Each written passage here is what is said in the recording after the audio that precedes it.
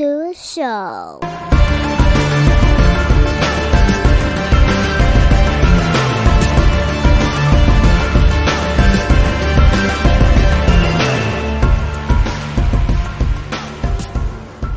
What's up, everybody? Welcome back to another episode of Off the Mats Podcast. And this week, I'm bringing back old teammate of mine. Not even old teammate, a current teammate. What the fuck yeah, we just rolled together last week. Yeah. He's been on a few times. You all have heard him before. If you're a new listener, then, get with the program. Welcome back, Joe Huggins. What's up, man? How you been? Hey, man, thanks for having me. Glad to be back. I like doing this. It's like I always want to have people from the team on. Yeah. But then there's also like, man, hey, y'all want to record? Like, you're busy. All right, cool. That's all right. I'm just going to go troll Instagram. Like, hey, you want to be on my podcast? Like, and that's how it goes. Or like I tell my wife, some weird shit happened at work the other day. It was like a weird situation. And I'm telling her the story. And she's like, let me guess, did you ask me to be on the podcast? Because weird situations, I just say to people like, hey, man, that's a really weird story. You want to be on my podcast? Sometimes people are like, yeah. And some people are like, ew, no. like, what's your podcast about? Stuff. Yeah, exactly. Like I said that to my grandparents the other day because they're going to be on in a couple weeks.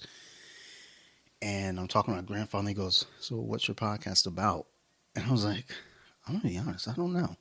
Like, maybe it's martial arts, but I don't know. Yeah, it's like Seinfeld. It's a podcast about nothing. Yeah, it's just, I'm just fucking talking. And I don't think he wants to do it. My grandma, she's in. She's like, yeah, let's do it. My grandfather's like, he's looking at me like, nah. I can't put my stamp on that. And I was like, well, I had one guest who doesn't like to talk, and he goes, I don't like to talk. And I was like, well, neither do I, but you're going to do it. It's kind of the point. Yeah, I don't know. But what's been going on with you, man? Me, not much, man. I been back on the BJJ scene a little bit lately, trying to get back in the competition.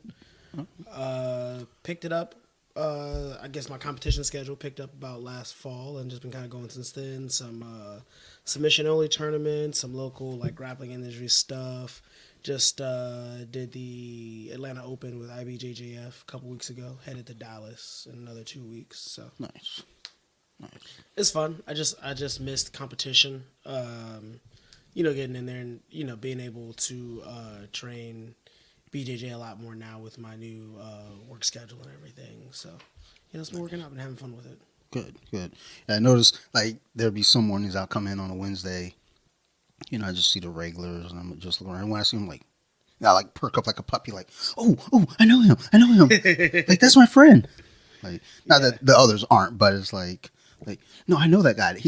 We're from the old days together. Yeah, no, I always perk up when I see guys from the old days. Like, what was it? I just rolled with Rodney Harris. He came in the other night. I got to roll with him. That was fun. Nice. Like, I was just looking at the schedule this morning because I was sitting there thinking, I was like, is there a 6 a.m. class? Yeah, Tuesdays and Thursdays with Phil Proctor, I think. Yeah. I haven't been to one, but I hear they're good. I think I'm going to try. I'm going to try on Tuesday.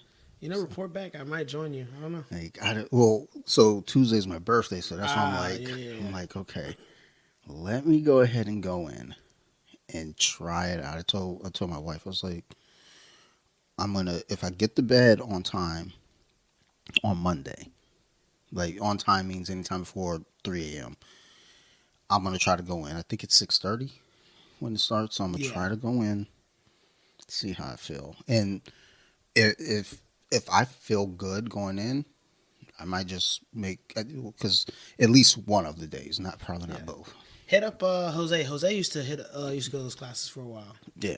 So when you pulled in, you pulled in where you're parked at over that's Jose's court. Oh, okay. Yeah. Which I need to try to get him on because so he lives right over there. Right there. Yeah. Just go tap on his back window. Like, hey man, you want to be on my podcast? What the fuck are you doing? No, but he actually probably come on. Like I think he has some really good stuff to say. Yeah, well, that's what I'm always like thinking about when I have someone on. It's like, all right, I want to know your story. That's always the first thing. Like, tell me your story. Then after I get your story, then it's like, I want you to come back on. It's just let's bullshit. Let's just talk. Let's have fun. Um, but yeah, like Jose, I think would be fun to have on. I think there are a lot of people that'd be fun to have on. It's just I always tell people eh, like as many episodes as this is, this is probably like 145, I think, or Yeah, I think something. so. And I'm always nervous about having people on. I'm like, hey man, you want to come like do this podcast with me? Like, no.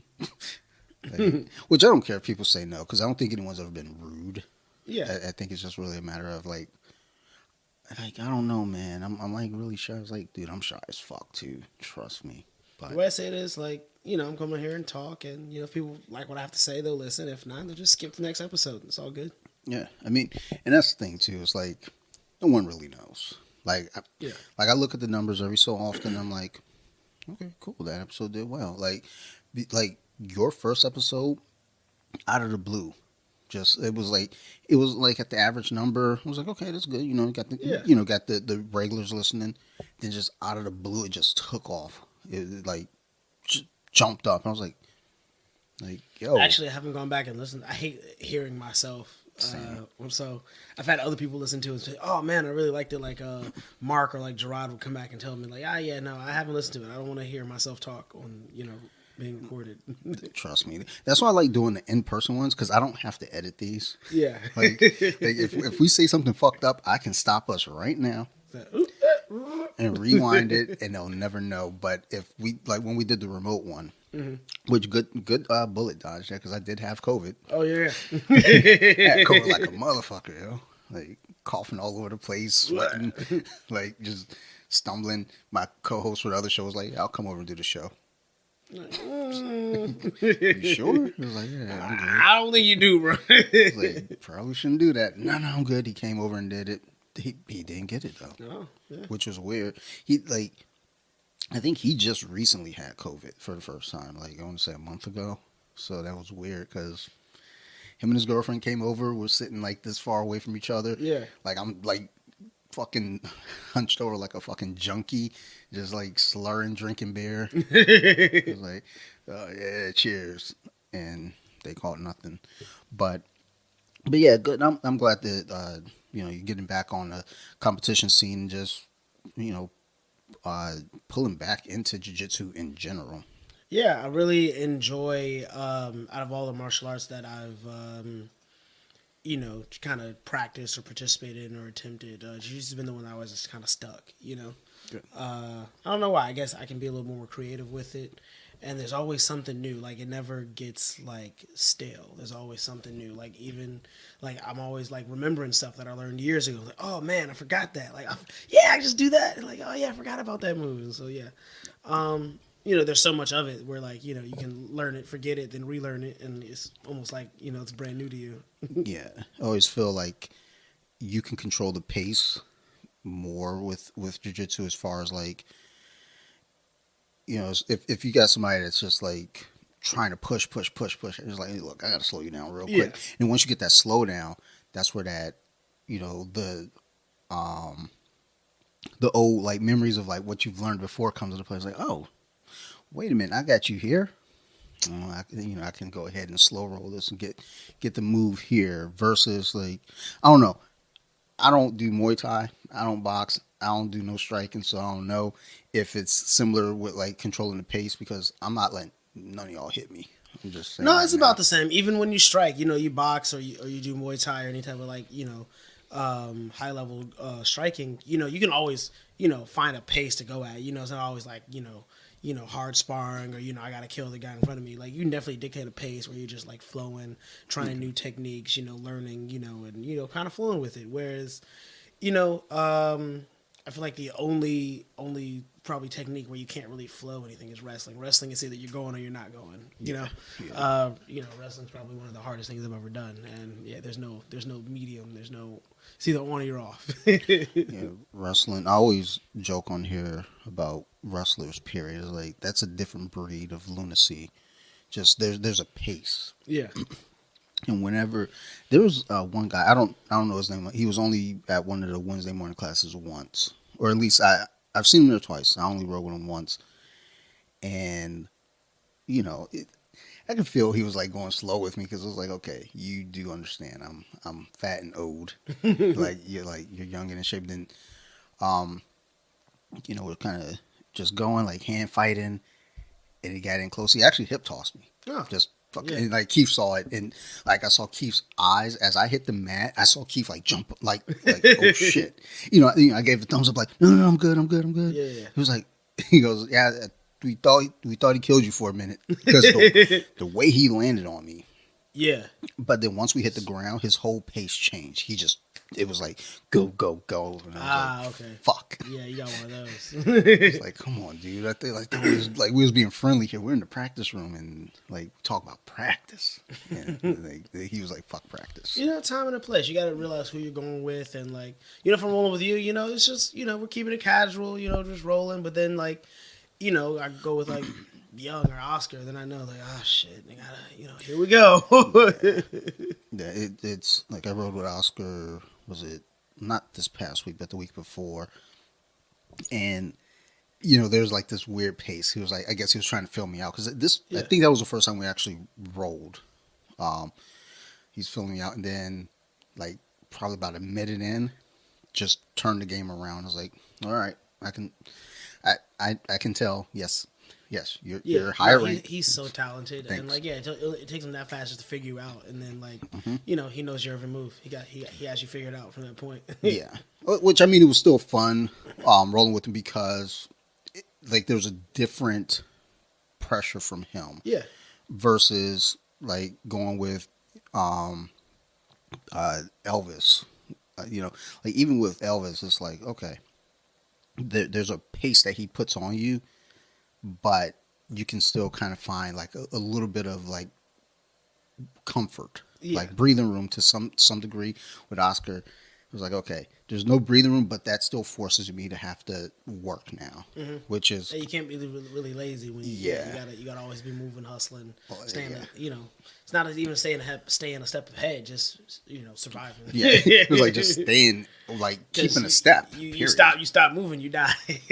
Yeah, because like with with a couple of other like I use Elvis as the example, even though he kicks the shit out of me too. I still get kind of a little bit of like, all right, I can breathe a little bit here. All right, cool, move. All right, now I'm out of here. Cool, now we're back to our feet, or at least we're back to a neutral position. With Oscar, there was none of that. It was just like, all right, I feel like I got an opening here. Nope, thought I had an opening. All right, well, we'll back to the drawing board, and then time. It's like, yes. All right, who's next? So with your schedule now, you're available for the day classes like more frequently, or yeah, I'm pretty much training at least at the Elkridge location at 88 at least every morning. I try to be at least Monday through Thursday. And then during the nighttime, with work and everything, the hours are kind of weird, but I can catch a class that's at the Severna Park spot at nighttime, usually when I'm coming home from work. nice. Like I thought about this week. Well, possibly Thursday, because like I said, I'm gonna try to do that. I'm trying to do Tuesday morning at 6:30 a.m. Yeah. And I know Sarah's off. I think she's off. I'm gonna try to scoot over to the Severna Park on a Thursday. And I'm trying to get in there every day this week to train. Yeah, the Severna Park room's actually getting pretty big. We got a lot of guys in that mastery class now. Yeah, I always feel bunched in, like when I'm training there sometimes. Yeah, that's kind of so. I think everybody gets a little spoiled with because at Elkridge you got the two mats, so there's a lot more space. But you go to Owings Mills, you go to Severna Park, then it's just kind of you're dealing with one area. You got to become kind of more conscious of your surroundings. And I actually used to like that though. I used to like, okay, this is a small area. Even in the old Ivy League days, we had you had the upstairs mats and the downstairs mats. It was just yeah. I remember for the summer when we go down there, it's like the summer camp's going on upstairs, so we got to train downstairs. It was like, all right, the good old days, like the dungeon. Yeah. Which, like, I don't know. There was something special about training. I don't know. I found a new energy down there. I was like, I've had many a grimy workout down there in that basement in the YWCA. There was well when I separated my rib. Yeah. Oh yeah, I remember that. Oh, trust me, I remember it too. It still clicks sometimes. Yeah. I'm just like I'm a little nervous, but I was like, all right, I'm gonna go take. I started coming down to take your Muay Thai class, and I was like, okay, cool. Like this is a little different. I don't have to worry about my ribs so much. And then me and Colin were paired up, and our shins hit, and he wasn't phased, and I'm looking at him like, yo, you didn't feel it. Because my shin was hurting like a motherfucker. You get used to it after a while. No, I didn't. I was like, I'm gonna go back and risk my rib back in jiu-jitsu. I was like, I think I did one more class after. I was like, I'm good. I'm good. You guys are built different. Let's just go back and do jiu-jitsu. Like at least I know if our shins clash, that's not a regular thing. That's Yeah. like in Muay Thai, it's like, oh, y'all do that for fun. Nah, I'm out of here. Fuck that. But No, I that's what I kind of respect about Muay Thai is that you kind of just overall just body hardening. Like you kind of get used to little aches and pains and little nagging little chips and pinches, and it only becomes like it doesn't like really phase you anymore after that. look, man, like I said, y'all are built different. It may not phase y'all, but that shit happened once, and I was like, I came home, I was like, I don't think I'm built for that. I'm just gonna go ahead and stick, because there was a thought in my head. I was like, maybe just start doing different stuff. Just try to have my body conditioned differently. Yeah. And I was like, I don't know about that. Like, nah, I'm good. But you know what? I still respect y'all. Like much respect. Yeah, no, it's different. Crazy. That's kind of been my thing ever since I've started this kind of journey. Is that I've always been kind of all over the place with my martial arts training. Because I enjoy it all. So now is that time where I've been doing this for a couple years now. I really want to centralize and focus. And like I said, the BJJ aspect of martial arts really just kind of stuck with me. So. Because I think I was at a place where like I was kind of okay at a lot of things. Like I'm a decent striker, decent grappler. I had okay wrestling. Everything was like okay, But I never really excelled in any one area. So now I'm really trying to hone my skills and make sure I have kind of like a foundation where like I can always like rely on that to fall back on. It's good, like a good base. Everything is centralized, and you can just pull from that bag at any point. I was good at a lot of things. I had a lot of tools in my toolbox, and a couple tricks here and there that I could pull out, but nothing that I was really like, all right, this is Joe's thing. This is what he does. This is his go-to. Yeah, like we can't necessarily like pinpoint like, all right, he likes this, so we got to take this away. Because if we take this away, that's okay. I got some other things in this bag over here, more tricks. So cool. Yeah. So. We'll go ahead and get right into the talk because I wanted to have you on before, and we couldn't get the schedules to match up. Wakanda Forever.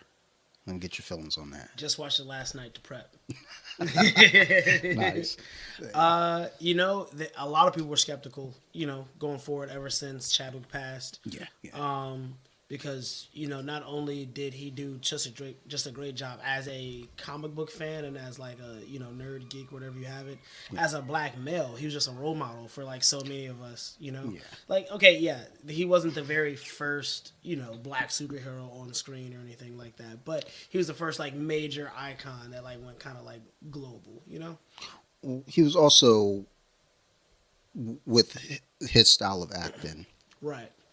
It's like Wesley Snipes having done Blade, because everybody always points to, well, Blade was the first, black, Marvel character on screen. I was like, yes, you are correct. Man, I go back to like Blank Man and Meteor Man. And so when we talk about like comic book characters, we got, Blank Man, Meteor Man.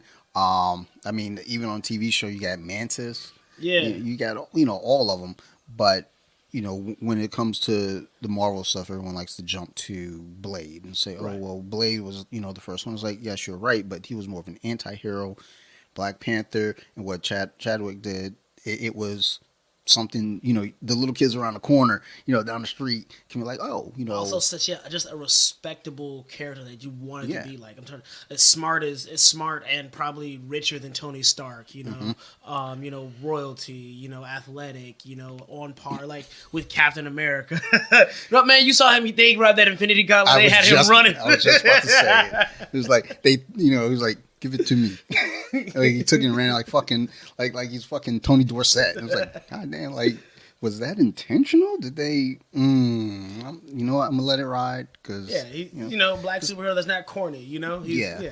I mean, hell, like my daughter, what like she's always into all of this, but even when she kept seeing the ads for it, she was like, "Oh, can we watch Wakanda Forever? Can we watch Wakanda Forever?" I was like, "Yeah, we can watch it." She didn't really watch it. She was there playing with her toys, but like she'll tune in for certain parts. yeah, But whenever we're sitting there and there's nothing to watch, I was like, "Well, Dad, you can always put on Wakanda Forever." It's like, all right, because I think when it hit Disney, I think we watched it. I watched it 3 times that day, just because I was off. So we watched it that morning. Then later on, like around dinner time, I was like, I'll put it back on. Then at night, we watch our regular shows. Then put Sophie down for bed. I was like, I'm gonna go ahead and put it back on again. And like just watched it a bunch. But yeah, everything that they had to deal with as far as prepping a script and prepping just everything for that story without him, they're already facing an uphill battle. So yeah, I don't know. I feel like what they were able to put together and the time that they were able to put it together and with the things going against them, I think it was definitely one of their better movies since, probably Endgame, which, I still argue I hated that movie, but yeah. whatever. Phase 4 really didn't do a whole lot for me. The TV shows were alright. I really did enjoy the TV shows. I think I started checking out somewhere around Moon Knight. Yeah, it's the Phase 4. Like Mark and I talk about this every so often in a chat. And one thing that I keep kind of going back to is that phases 1 through 3, I think those were held dear to us because we didn't really know what we were getting into. We didn't know where it was going. Yeah. So once we got what we got, it was like, oh my God, that's fucking phenomenal. Now we're starting with a new phase. And then we've already kind of gotten something really special. And I think we're spoiled and we want really special for everything. And that's just the thing. When you go back to let's go to phase 1. We got Iron Man, special. It kicks it all off. We get Incredible Hulk, which people want to discount that movie. And Nah, I always watch that whenever I watch, in cinematic order. Yep. You know. It was good. Yeah. And people want to hate on it. And it was like, I mean, yeah. And they still pulled from the movie, up until he died. Thunderbolt Ross and even Abomination, they pulled it back into the MCU. The leader's going to be the main villain in Captain America: New World Order. Okay, yeah. So, and that was like a post-credit scene, and yeah. So, you're going to have things being pulled from that film. I think they've got the licensing right or the rights back to make a movie now because they're rumoring World War Hulk.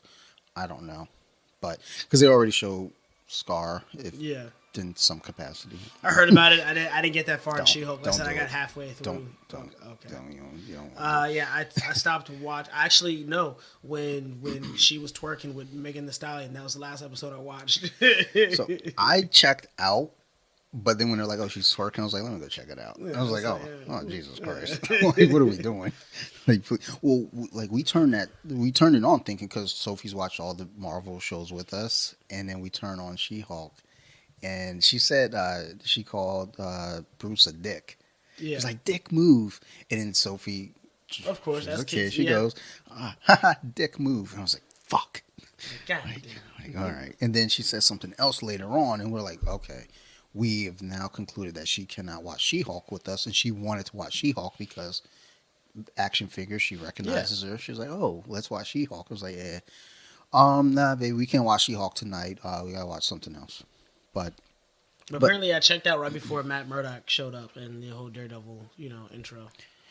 Yeah, you don't need it. I mean, I guess it depends on how you take the series, though, because when we look at Phase 4, they wanted to do something different. They wanted to do the shows and try to incorporate different movies. And the thing is, we're so used to the sequels now that we got with everything else. Yeah. But yeah, again, going back to the first phase, the only real special movies we got in that was Iron Man and Avengers. Yeah. Everything else was they're just movies. They're Yeah. fine. They're nothing special. You go to phase two, and it got a little weird because Disney bought Marvel Studios right before Avengers came out. Okay. Yeah. So Iron Man 3 was the first Like movie. Disney under Disney Yep. Marvel. Yep. And they didn't, I don't think they really had a plan. It was just like, just fucking put the movie out. Because notice we don't get a lot of callbacks from that movie. Yeah. There's like very little that we ever see mentioned. The kid is at the funeral in Endgame. Yeah, great. Like, I saw that Which kid is- in Endgame. I was like, whose hobo bastard kid is that? And then someone was like, it's the kid from Iron Man 3. I was like, fuck that movie. Also, I find it funny. So I think we also got a glimpse at AIM in Iron Man 3, but Yeah, no yeah. MODOK. But now we're getting MODOK in Ant-Man, apparently. So, we'll get there in a Okay. second. I haven't seen Ant-Man. I won't spoil anything, All right. but I'll give final thoughts. All right. But, Maybe I'll go check it out tonight or something. it's worth it. It's worth it to see it. It's just there's some things, but once you get to phase two, you start to get some special movies. You get Winter Soldier. Yeah, yeah. You get That was actually one of my favorite Marvel movies right now. yeah. I think that is still my one or two. I can't. It's in my top three for sure. Just because you could sit down and watch that movie. You don't have to watch anything before Nope. it. You don't have to watch anything after. Nope. You can watch that movie and say, Right there. done. I'd say the same thing for Iron Man. I would say Black Panther. You can even Yep. Black Panther's the other one. Because you can turn Black Panther on, and there's no direct ties before, other than they do mention, King T'Chaka Yeah. being assassinated. And then you could stop at the end of Black Panther, or you can go ahead and say, well, you know what? There's going to be Infinity War. Mm-hmm. The fight will take place on their grounds, but you can stop right there. Yeah. And then there was one other that you can watch without any other connectors in any way, shape, or form. It was like, Guardians 1? Yes, that's a more direct one because Guardians 2 has I think- a little. Well, Guardians 1, you still get, like, Nowhere in the Collector, I think, a little bit. Not the Collector. What is the Collector, yeah? Oh yeah, the collector Yeah. is there. That's But about it. but you don't. I mean, you can finish that movie though, and not Yeah. necessarily feel like okay, I got to continue to watch more. Because even when you look at the post credits for those films, all of them, the post credits to Black Panther, it ends with him. You got Bucky, coming out of the tent, and then you also have T'Challa basically saying, it kind of mimics the Iron Man post credit. He reveals themselves and says, we're gonna, provide resources and what have you. But you still could kind of just stop right there. And then pick it up at, Wakanda Forever. Yep. And Yep. he's like, all right, hold on, y'all. Y'all get a little greedy. Yo, when she was in that, when she was sitting in the room, she was like, look, like, I'm mourning right now, and y'all motherfuckers want to come for vibranium? Like, do you not know who I am? It's like, I'm- y'all think we was y'all I'm think the we was be queen. lacking? Nah. Yeah. Hey, your little soldier's back. Don't try this shit again. Yo, when they brought the soldiers in and like made them kneel, I was like, oh, damn. Actually, I watched that the other night just for that scene, but also the boat scene when Oh, you yeah. first get introduced to Namor's crew. Mm-hmm. Because when Sarah first watched it, I told her, I was like, you got to pay attention to this part right here. And she was like, are they, because she knew nothing. So she was like, are they fighting sirens? Like what's going on? Because when they harmonized and took them under their spell. Walking off. And I was like, no, you just got to watch. You just got to watch. I watch it for that scene because there's a lot to that movie that I feel like was done right. Not counting the CGI towards the end. But a lot of everything, just the path that they took, the patterns and everything. I was like, okay, like why can't we get this with all the others? Yeah. Oh, Shang-Chi actually had. I a lot of actually good didn't beats. mind Shang-Chi. I never really read any of those comics. But when I saw the movie, I wasn't mad. It was like, yeah. I mean, when I think about Phase 4, I mean, the the highlights to me in Phase 4 were Black Panther, Wakanda Forever, Shang-Chi, and Loki season Yeah, one. no, Loki was great. WandaVision was okay. Yeah, it kind of set Yeah, up for the next all the Marvels and everything. yeah. Um, Uh, what else they had? Well, I mean, shit, I should know. I just fucking did an episode on it.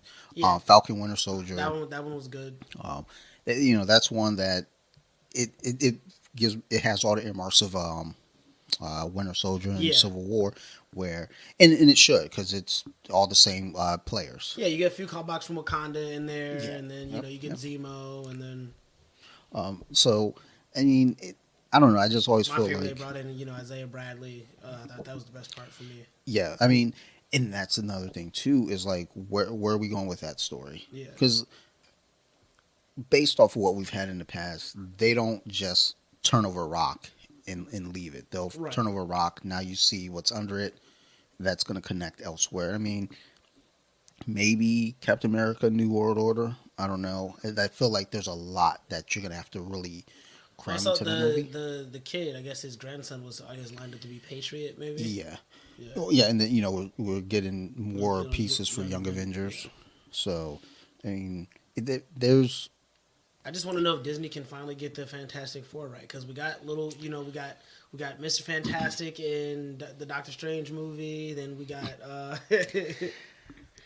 we got a peek at Kang, I guess, coming up, and we got a little bit of who else? Namor, So I so a big part of me wanted to see Wakanda Forever before the weekend had gotten out, that opening weekend, trying to beat spoilers because I had a strong feeling we were going to get Doctor Doom yeah, in some capacity. And I am still convinced that Riri's professor is Doctor Doom. ah, They they mention it once and they never mention it again. I must have missed that. I gotta go No. back. Well, so they just mentioned her professor. They just Yeah, mentioned her making the vibranium finder or hmm, whatever. Um, and the thing is, they were very slick about it because they bring it up and they go away as if like, okay, cool, yeah. like it was just a school project at MIT, no big deal. No, it's a big fucking deal because she made a project and then they went and took it. And now they're trying to find vibranium. Yeah. So, like, that's probably someone we should be kind of curious about. But also, I think too, with the way that they kind of presented that, it's kind of a hit or miss. They either want you to like kind of forget about it, and then when it comes back up, or they want you to like, oh, okay, keep an eye on that. I see, I see you. Um, I'm optimistic that they're going to get the Fantastic Four right, Hmm. and a big part of why I'm optimistic is because Fox can't get anything right. So the bar is really really low, but also they slow cook things. They like with Fox, they just kind of rushed into everything. They're like, let's bring out Silver Surfer. I was like, Oh, you want to like take your time with that. Like that was a big character. Like let's hint at Galactus. they don't even get. Sometimes I watch that movie for, like I wouldn't say for fun because it's never fun, but it's like I'll put the movie on just to kind of look at like. And I'll tell Sarah, I'm like, look at what we could have had. You see this? I like Jessica Alba, but it's like, come on, Yeah. like I like you mean to tell me that was the best actress you can get for Sue Richards, like I or Sue Storm? Because I Like heard rumors they were gonna go with like Emily Blunt, and then I heard that like Amelia Clark just signed on. Oh, so actually no, she's replacing Amber Heard, right? so In she Aquaman, who Amelia Emilia Clark. Clarke. I I thought. I haven't heard that yet, but I know she's in Secret Invasion. Okay. She's supposed to be one of the Skrull. I don't know, like, and it's supposed to be a major role. Yeah. I don't know. Well, that comes out in the spring, so we'll see more details on that. But I haven't heard really anything about Aquaman, too. So if it's like I know the new Flash is coming out, Yeah. but I missed the Super Bowl trailer. I was on a plane actually coming back from Atlanta so I gotta YouTube that. it's Well, I know There's a like the lot Michael going on. Keaton thing and everything, and then but then after that, I heard like I saw a post from IGN. It's supposed to like pretty much revamp everything and get you ready for the James Gunn Yep. universe. And I like that. I like the ideal of them doing a reboot and incorporating it into the films and just saying, look, we're gonna reset it all. And the funny thing about it, they're gonna do it before Marvel does it, because when Marvel does Avengers: Secret Wars, That's what's supposed to. that's Yeah. their reset. So, like, good for DC. Proud of them. Finally getting something right. But well, since Dark Knight and Well, all because of I said that. there's a bunch of after credit scenes now that don't like will never get to finish. Like the after credit scene on Black Adam, nothing's going to happen with that. The post credit scene from the Snyder cut of Justice League, nothing's Oh ever going to yeah, happen with yeah. that. I really I mean, that one gave me a little bit of hope. yeah. Well, dude, that Snyder cut, even though it was 4 hours, paced Bro, perfect. I watched. I will watch it again tonight. Like, Yeah. they Oh no, didn't feel like 4 hours. Sarah came home. Well, like this was Friday, because she worked Sunday through Thursday. So normally on a Friday she's exhausted. She's ready for bed. Like we come downstairs, throw it on. Well, I think we watched 2.5 hours. It did not feel like 2.5 hours. She was like, "Why don't we just finish it out?" Yeah. And I was like, "Are you sure? Because I mean, you need sleep." She was like, "No, I'm good. We'll go through." I was like, "Okay, all right." And it was paced so well, it did not feel like four There were like hours. one or two parts that like, all right, that didn't really fit into the whole movie. But other than that, I really like they gave Cyborg a lot more justice. Yep. In the Snyder cut, Martian Manhunter was kind of a tease at the end. I mean, we were getting all the things in the Snyder cut that, I mean, obviously, Yeah. Joe Sweden kind of snatched from us, because the whole initial thing was that Justice League was supposed to be kind of a lead up to a Cyborg movie. Yeah. And then, the unfortunate nature of, what happened in Zack Snyder's personal life with his daughter. So they ended up changing things. Yeah. And then there's all this static behind the scenes, like, they put out Joe Sweden's, version of it, and pretty much Zack Snyder was like, well, no, I have like more. Yeah. That. No. Well, I think what was it, Christopher Nolan, because Zack Snyder's wife is a producer on it, Okay. Yeah. Yeah. and Christopher Nolan, I think he's an executive producer of it all. So when they saw the premiere of Justice League, like when he leaves, he called Zack Snyder. Was like, "Don't see it. He's like, don't bother Just with it. don't. It's like, please don't." But I don't know. We're in one of those weird areas now with comic book movies where we're it's so commonplace to have them that you can almost say like it's the norm.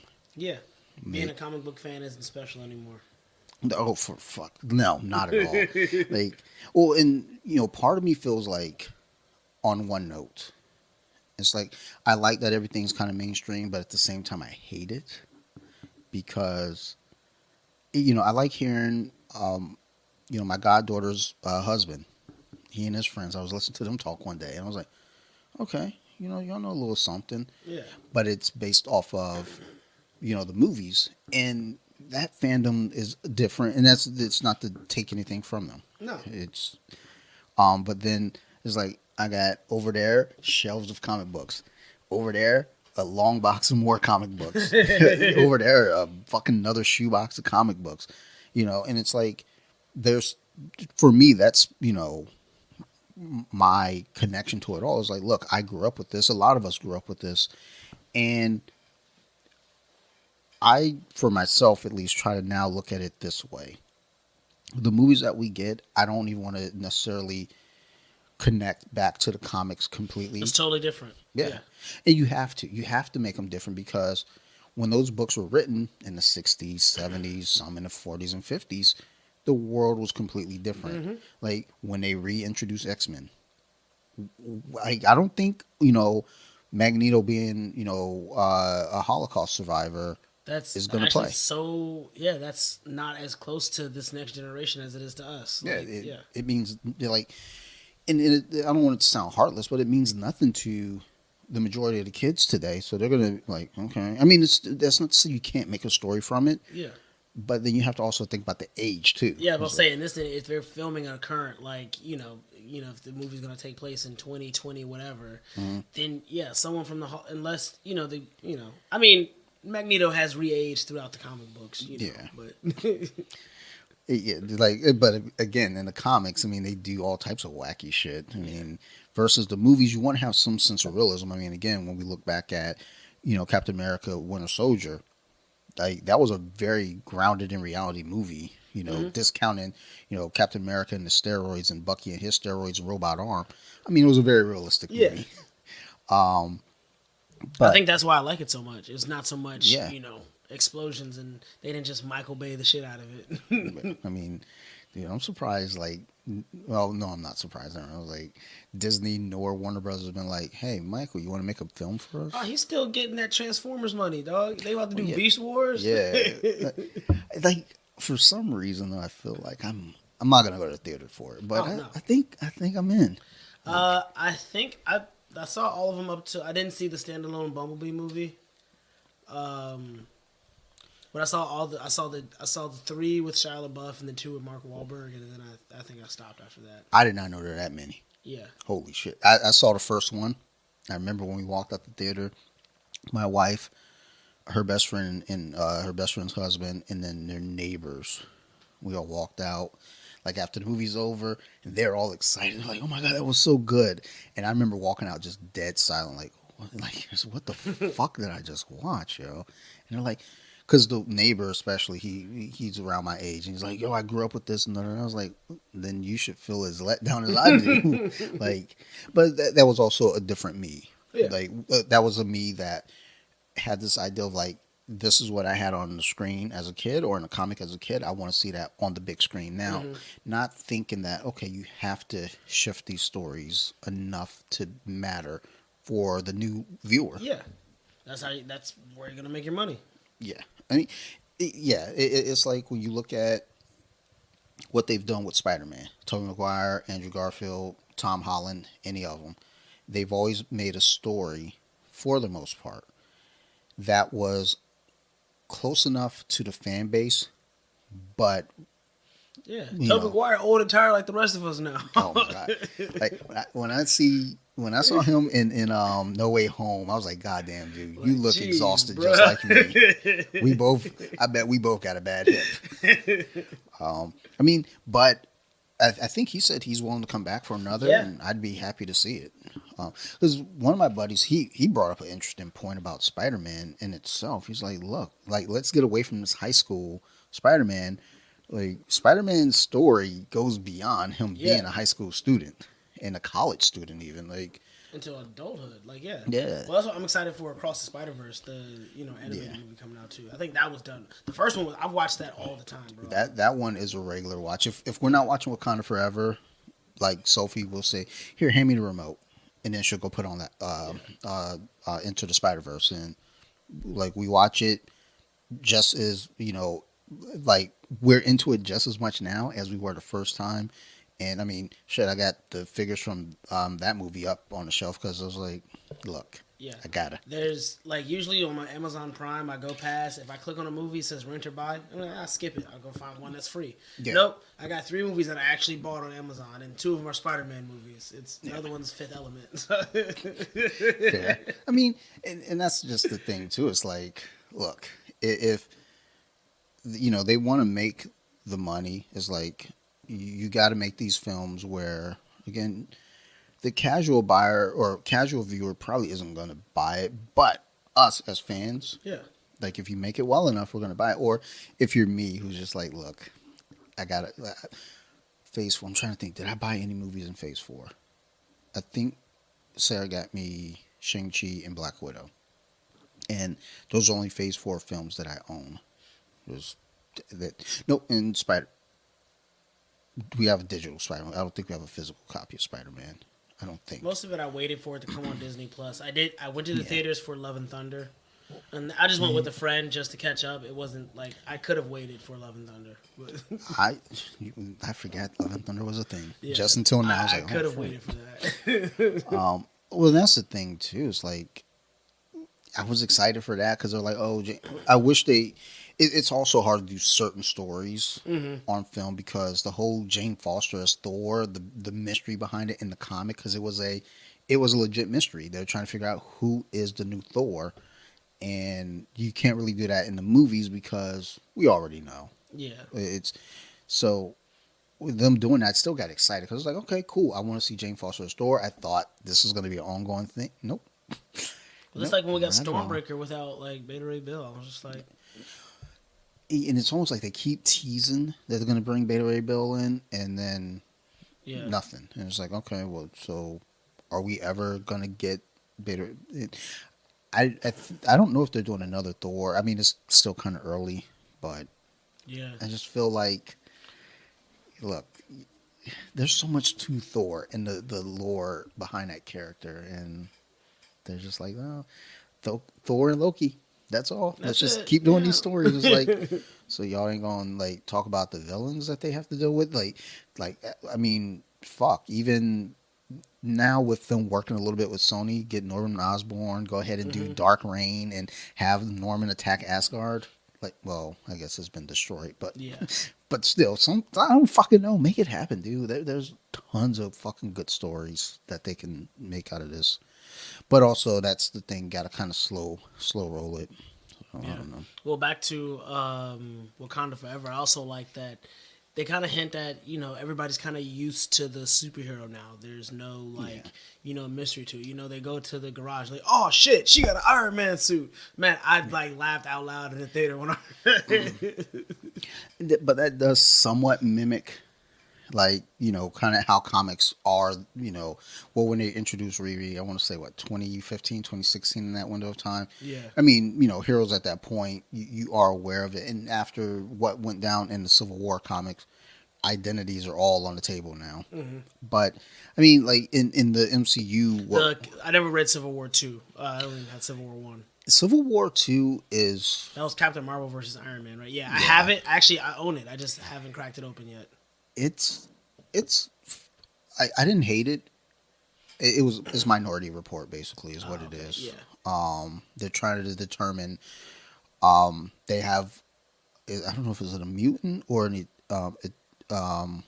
Inhuman. I think there's an Inhuman who can predict, like the precogs in the Minority Report, predict future crimes. And you have one side saying, "Let's utilize this power," and then you have the other side saying, "No."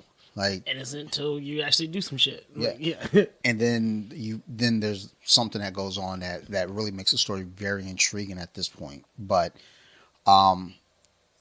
it's worth the read. It wasn't obviously as big as the first Civil War, Yeah. but Which I have that one too, but yeah. I read that one every so often. Which and I read that before the movie came out, so like I was a little disappointed when my biggest disappointment from that movie is I just want to see, because I'm a horrible human sometimes, and I want to see things die. Not like real life, but in comic book movies and comic books, I like to see characters because there's adversity to that. There's especially if you get a close character. What story was it? There's a story where Stature, Cassie Lang, she dies. That's huge because again, that's Scott Lang's daughter. Like, you just killed someone, like a main character's child. So there's always more that you can build off of those stories from there versus I remember being a kid and I'm like, yo, Captain America died. They just killed him off. I'm like, Oh my God, who yeah. killed him? He's like, he got sniped. What? Yo, I remember I was kind of out of comics. I was in and out. I was like, I would stop by the comic shop every other week, and I would see the books, but I wouldn't necessarily buy anything because I think I was getting Magic the Gathering cards. Okay, like yeah. I don't fucking know. I don't know why I was in the comic shop, but I know I wasn't buying books. But I remember seeing, and I was like, yo, what? But then Secret Invasion came out, and then you kind of made up for it. But Yeah, I mean, which that was fun because I read Secret Invasion when it first came out, and so I was like, waiting for the issues and everything. that I was young. well, I still kind of do Lucy's, but every so often I might do a trade away.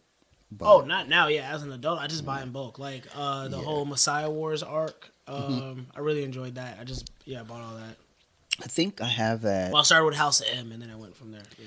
Yeah, I have House of upstairs. So I have a bunch of books there on the shelves. Those are all Lucy's. Then I have a bunch of trades upstairs in my bookcase. And then my bedside table in the drawer, I have a bunch of other like trades and like graphic novels.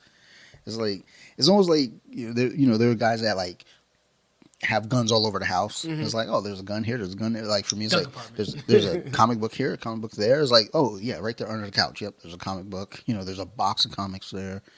But I like to see characters grow through adversity. I like to see, like in The Walking Dead, when Rick gets his hand cut off.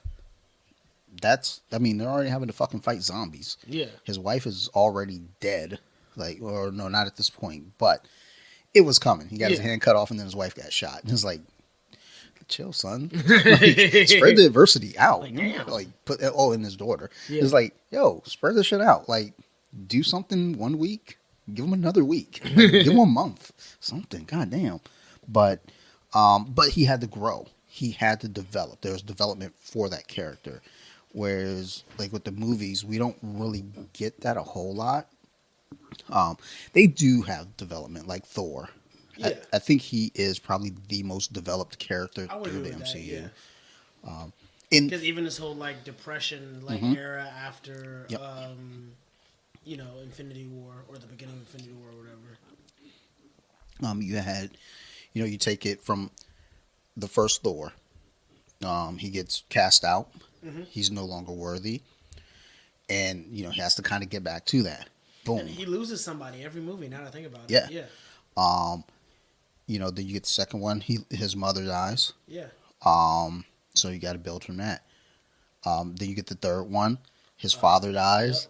And then Asgard. Asgard's destroyed. Mjolnir is fucking shattered. It's like, but he still has to grow from that and build. You get the Infinity War. Loki dies. Yep. And then he comes in and is like, all right, at least I saved the day. Psych. That was a lot nicer than what I was going to say. I was like, Infinity War happens and he fails. It's like, God damn. But yeah, there's growth. Each time he has to become, he has to dig his way out. And I love seeing that with these characters. Like in the comic, you get a lot more, but in the movies, Yeah, I think the only other person who probably developed as much was Tony Stark from beginning to end. yeah, Yeah. I can agree with that. Because the whole thing is like, people can argue, Captain America, but it's like he's always been Captain America. He's always, the only development he had was steroids, and people are like, no, it's not steroids. Yeah, no, it's steroids. Trust me, I know. I watched the NFL as a kid. I watch MMA now. I like Gordon Ryan. I know what steroids look like. Like, chill, y'all. Like, come on, bro. Who you fooling? He knows it though. Yeah. The fucked up thing is Sam had the opportunity. He was like, nah, I'm good. Like, y'all gonna give him the shield. He ain't got no powers. Y'all just hand him the shield. Like, here you go. Like, reparations.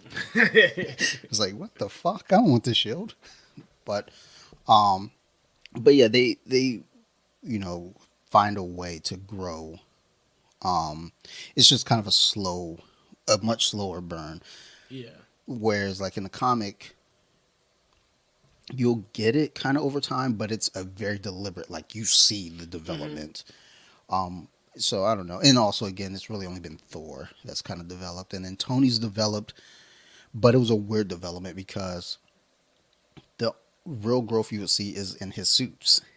Like when you watch each film that Iron Man is in, the suits are changing, they're getting better, but Tony is still Tony. Yeah. Until Endgame, when he has to, take one for the team, and it's like, okay, he's grown, he's developed. But I think part of that is because he had a child.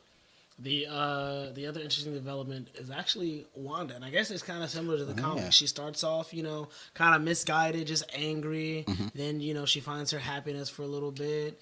Then she goes batshit. And you know what? that's all. That's one of the only things I really wanted. I just Yeah. want to see her lose her mind. It was like, and I know it's kind of fucked up, but it's like she's one of my favorite characters Yeah. because of the shit that she's been through. She, especially when when you get to House of M, Hmm. and it's like, she's under this impression that hey, I have kids, and Doctor Strange delivered those kids. Like, no, like, that didn't happen. Like, no, it really did though. Like, mm. You think it happened, and that's the thing. It's like someone that powerful. Hmm. How do you fucking talk to them? Like, how do you Yeah. tell them? Like, yeah, that's a figment of your Just, imagination, yeah. Sorry. and then she has the power to make that imagination real. So, I think her and Franklin Richards and one other character, maybe Mario McTaggart's son. I think they all have like the ability to alter reality, Yeah. which is a, that's like a cheat code. Yeah. How do you give a character like that power and Yeah, then just say change whatever they want. like bullshit? Oh man, fuck Well, that's those like the thing I comics. tagged you in the other day about Reverse Flash being Yeah. the pettiest villain ever. He is like when I read through that, I was like, I didn't ever think of Reverse Flash. He's bad, but it's like when you read that, that's when you finally see like, no, this is the true definition of a villain. Yeah. Like everyone else is like Magneto. He's a villain, but If you think about it hard enough, his cause is just. yeah, You know. you look at like you know, Red Skull is kind of a bad guy. Like Red Skull and Reverse Flash are like two genuine bad guys. Joker, he's a bad guy, but it's like he's not. He's got mental health issues going on. He might just need a therapist, which is where Harley came in, and I guess that didn't really work out. But I mean, Reverse Flash is just a fucking dick. He's just evil for no reason. He just wants to be like. This dude's like, yeah, I'm gonna become the caseworker, and then I'm gonna raise you. No, the one that got me, he was the literal monster under his bed and gave him. I'm like, yo, what? It's like what? Like, like I just want. I want a Flash movie where it's just Reverse Flash doing these horrible things, and then at the very end in the post credits, he says why he's doing it. Like, cause fuck Barry. That's why. That's why I enjoyed the DC animated universe. I watched all of that, and then after that, I went through Young Justice, which I thought was really was done very well too. Which I canceled my HBO Max subscription, which I need to get that back because they got to do one more season for Young Justice, and I'm missing the last season of Titans. Which Titans, it took me a little bit to get into, but I started to like it towards the end. I heard Titans was kind of a slow burn, where it's like, Yeah, you had to, like that whole first season, you were like had to stick it out. and that's the tough thing for, like, my whole thing is, if I can get through those first 3 episodes of anything, you've got me. If the first one's tough, I hope the second one's okay. But the second one's tough, that third one may not happen. And that's how I felt with Titans. I was like, and it wasn't even that it was that bad, because I think I watched the first two. Yeah. I was just like, it felt like a chore. It's just really slow. But when it comes to DC, my favorite character is Batman, and I like Batman lore and the Bat family and everybody. So, I was like, all right, I just stick it out just for Nightwing. I gotta see him put on the suit. So that's one thing that I'm wondering with DC and Warner Brothers specifically is like, Nightwing is one of their most popular characters. Yeah. And this is the most that we've gotten for Nightwing. Speaking of that, there's a god awful. It's pretty much Riverdale, but it's whatever. It's the bird. No, what is it? It's coming on the CW. What is it? Gotham Knights. Oh, that's still happening. Yeah, that's still happening. That's happening for real. But the plot is totally different. It's like, it's not even the Bat family. It's like the Offspring. There's like it's just so weird. Like, good, how they took Riverdale. They took all the the Jughead and Archie and all those and just made into a Gossip Girl drama series. Doing the exact same thing. So like one kid's supposed to be like Bruce Wayne's son, the other girl's supposed to be like the Joker's daughter or something like that, and they go around like it's weird. I don't know how I feel about this right now, but I can tell you how I feel. I'm not watching it. No. But like Warner Brothers actually also had a real opportunity because of, with all their shows, they're massively popular. Yeah, anything that did animated did very well. Like the Teen Titans, even Hmm. like Teen Titans Go, which I tried to resist, actually was very popular for a long time. We, God damn it, we fucking watch Teen Titans Go so much in this house. It's at a point right now where it's like I accept it, and I don't have a problem with it at all. My And daughter then loves then they it. did the crossover between the two. Yeah, we watched that recently. So we had to switch to HBO because we're so we trade passwords and we traded our Disney password and got an HBO password. And the thing is, I was watching Child's Play one night Hmm. and I didn't exit out of it. So Sophie turns on HBO and she doesn't really see what's going on just yet. Yeah. And then Chucky pops out and pushes the one lady fucking off the out of the apartment window. And Sophie's like, yeah. So I get a call at work. Is there any way we can make a separate account for Sophie on HBO? I was like, well, let me shoot a text and let me just get an okay for it because it's not our account. I'm not just only gonna make a Yeah. fucking account. And I get home and Sophie was like, just describe the whole scene to me. Like, It's like, I was like, Jesus Christ. I was hoping it wouldn't be me that caused her to go to therapy. I was trying to put that on Sarah, but it's still it's me. my fault, my bad, y'all. But um, we once we got that set up, we sat and watched the Teen Titans and Teen Titans Go movie, which I enjoyed it a lot. There's a comic because my daughter, when we do bedtime, Hmm. we read Teen Titans comics for bedtime, and there's a book for that as well. Teen Titans meet Teen Titans Go, Yeah. and so she's already kind of familiar with the concept. But I don't know.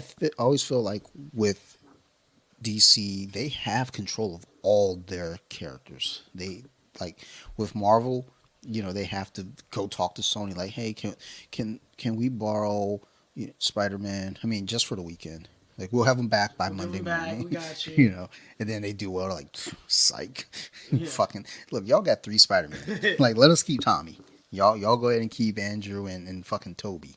I was like, no, we want Tom back. He's doing well. Yeah, I know because of us. Um, but DC has the ability to do whatever the fuck they want. And it's like they choose to make, all the CW shows, which are, has its own fan base and it's great for what it is. I didn't know Flash was going into a ninth season.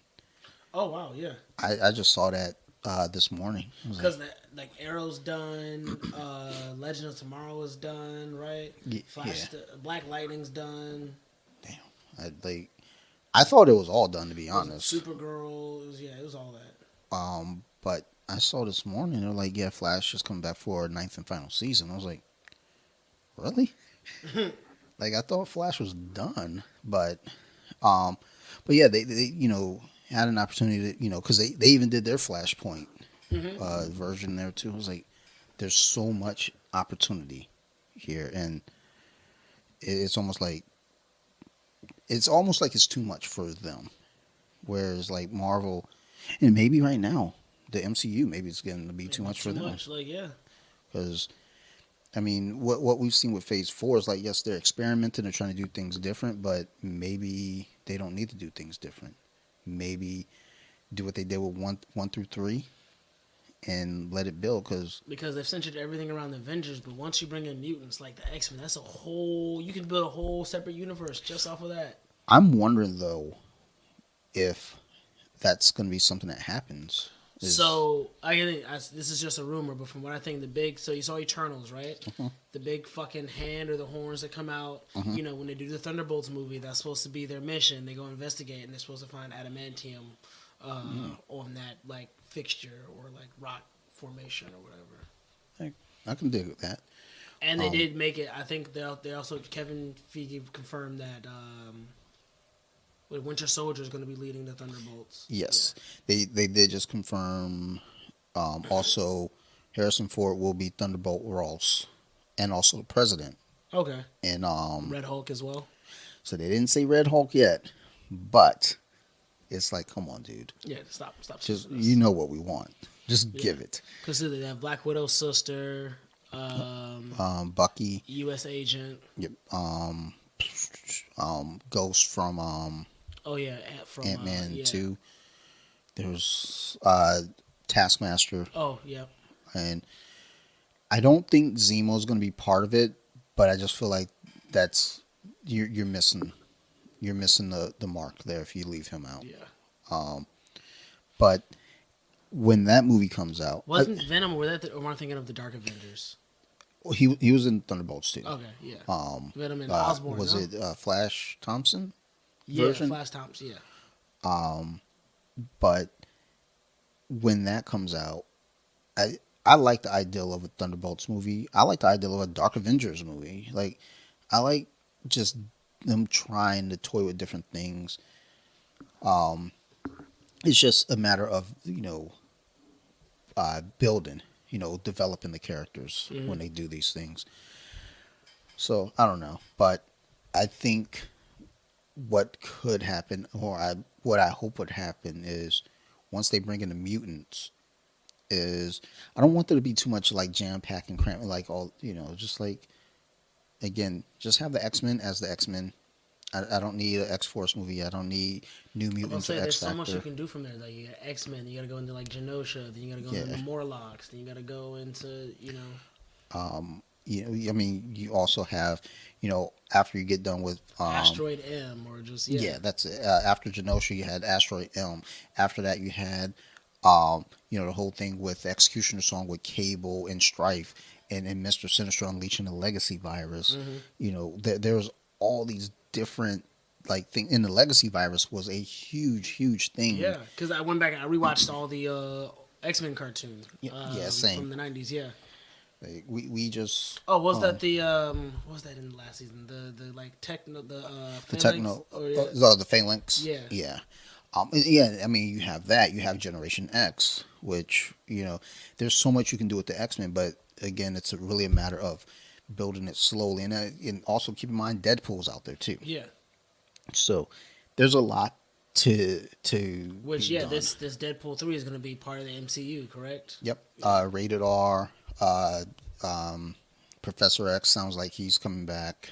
And they told Ian McKellen, be on standby. So man, they're old as fuck. Yeah, they're old as fuck. Patrick Stewart's still doing. Well, he's doing. I think they're doing the final season of Picard.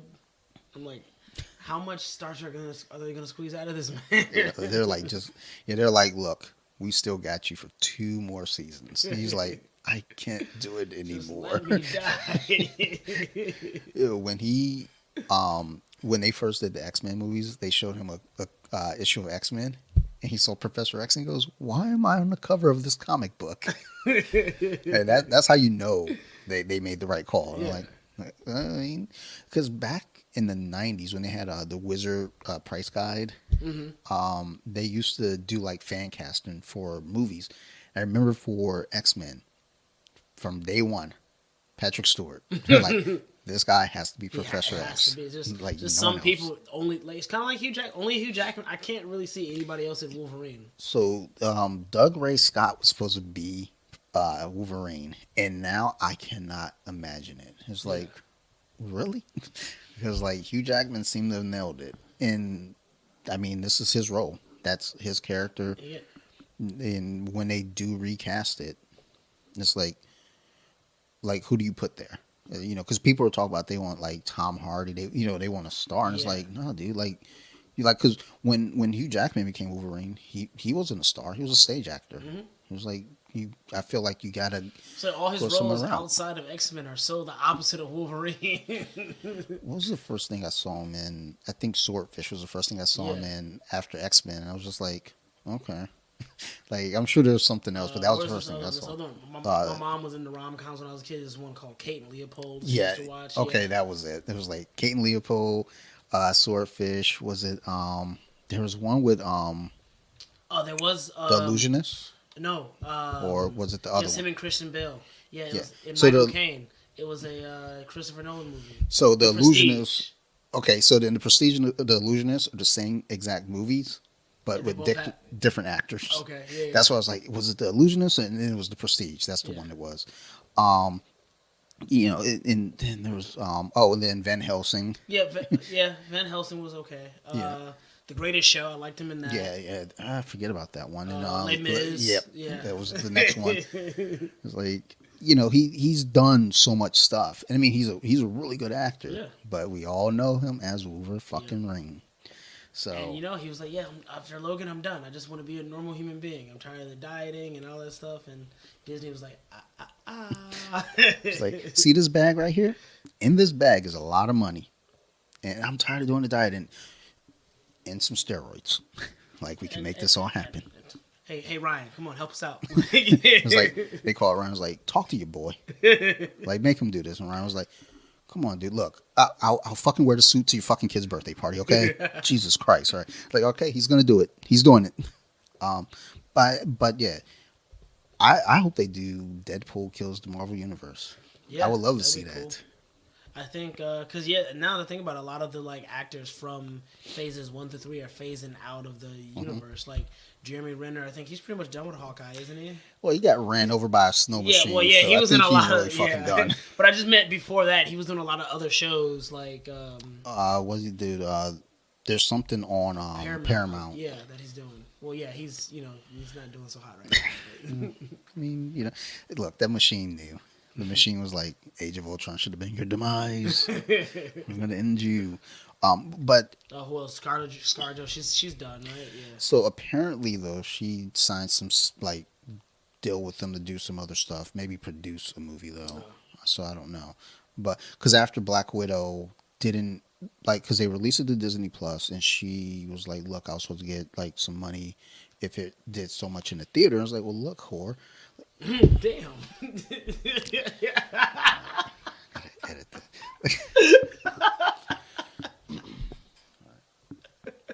Let's redo that. Then they were like, "Look, the movie can't open in theaters. COVID is a thing." And she's like, "Well, give me my money." And they're like, "No." She's like, "Lawyer up." And then they smooth it out. I think they signed some other deal with her. I was like, "It's not for more movies because she dead as fuck." So, and apparently Chris Evans signed something. I was about to say, yeah, what else is he gonna do? So I think Tony is confirmed for Secret Wars. or Kingdom. He's confirmed for one of those two. But apparently Kevin Feige wants everyone back for Secret Wars. And when I say everyone, Like everyone, because even like the old like Fox X-Men cast, like he wants Nicolas Cage for Ghost Rider. Oh, wow. He wants it all. And it's like, and because of what it is, so do I. I've been seeing a lot of teasing about like the Midnight Suns, and because we're gonna get Blade, we already got Werewolf by Night, which I haven't watched that either. It's fun. We're supposed to get a new Ghost Rider. There we go. Well, they have the Midnight Suns video game too. Okay, yeah, because we already got Moon Knight, Doctor Strange, Blade. Morbius is, I didn't watch that in theaters or at home. I watched, I want to say about 30 minutes of it.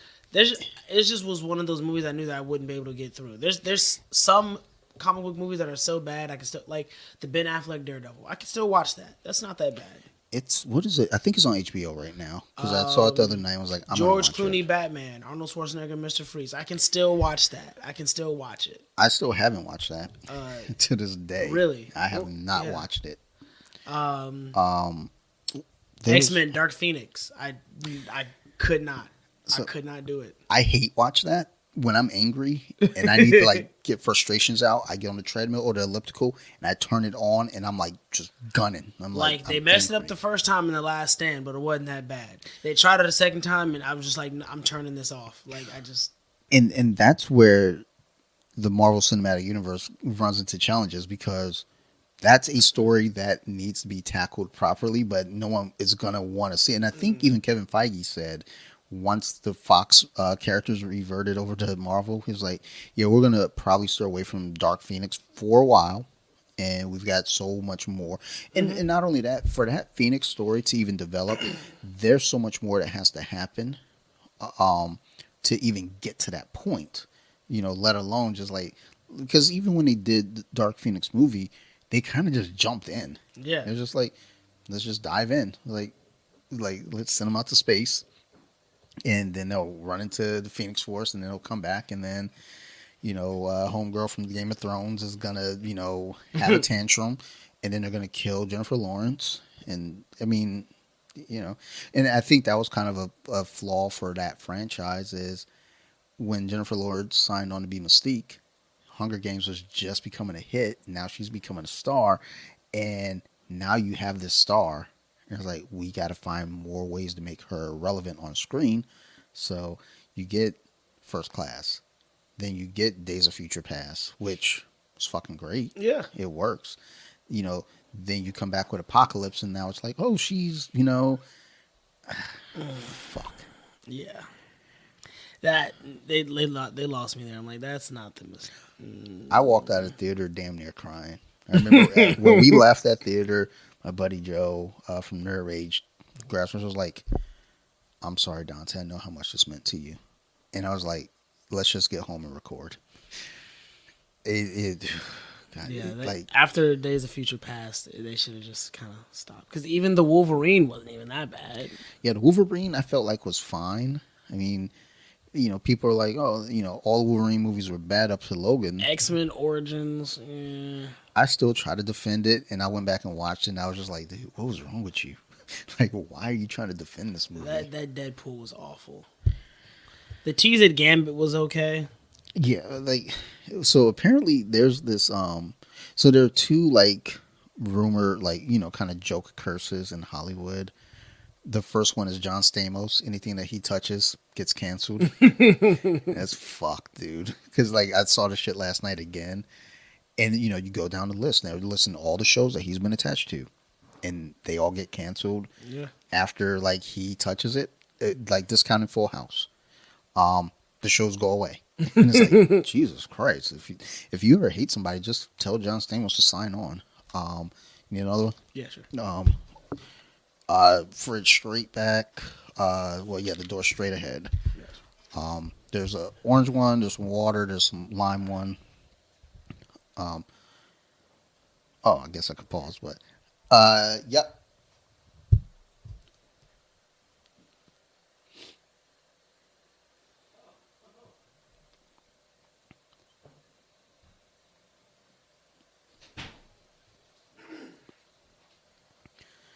I'm not sure why I didn't pause. Because I know how this operates. I have another show that we pause constantly, and for some reason in my mind it wasn't even a thought to pause. It was just just keep it going. Yeah. But yeah, with what they did with Jennifer Lawrence and Mystique, and just made her this character that has to be front and center. It was actually, no. I know I can go back and rewind all this. All right. So, yeah, with John Stamos and just kind of fucking running everything, I don't know. I didn't believe it until I saw the list. But the dude who played Gambit, there's a similar curse to him. Really? They say everything that he touches is trash. Because what else? He has a familiar face. I'm trying to think what else we've seen him in. So he was I believe he was in the show Friday Night Lights, I believe. Okay, yeah. Then he did Gambit in X-Men Origins. Mm-hmm. And then he did John Carter. Okay, that's what I know him from. That was supposed to be a series. Mm-hmm. So when that came out, that was the same year that Disney bought Marvel Studios and Avengers came out. So they lost a lot of money on John Carter. It kind of turned around and made it all back with Avengers. So, because Avengers made $1 billion, John Carter, I think, probably cost him $1 billion. It didn't do well. Now, my wife watched it. She was like, it was a really good movie. It was supposed to be a trilogy, mm-hmm. but because it performed so poorly, they're like, nah, we're not going any further with this. So. And then there was one other film, I believe, that he was a part of that also just fucking bombed. And it's actually, I might know what it is. Hold on. It is God damn, dude. And I don't know. It sucks because you never want to think, at least I always want people to do well. It's you see someone in the movie, it's like, okay, good. I want them to do well, except for Ezra Miller. Like, that dude be out there fuck that kidnapping guy. people.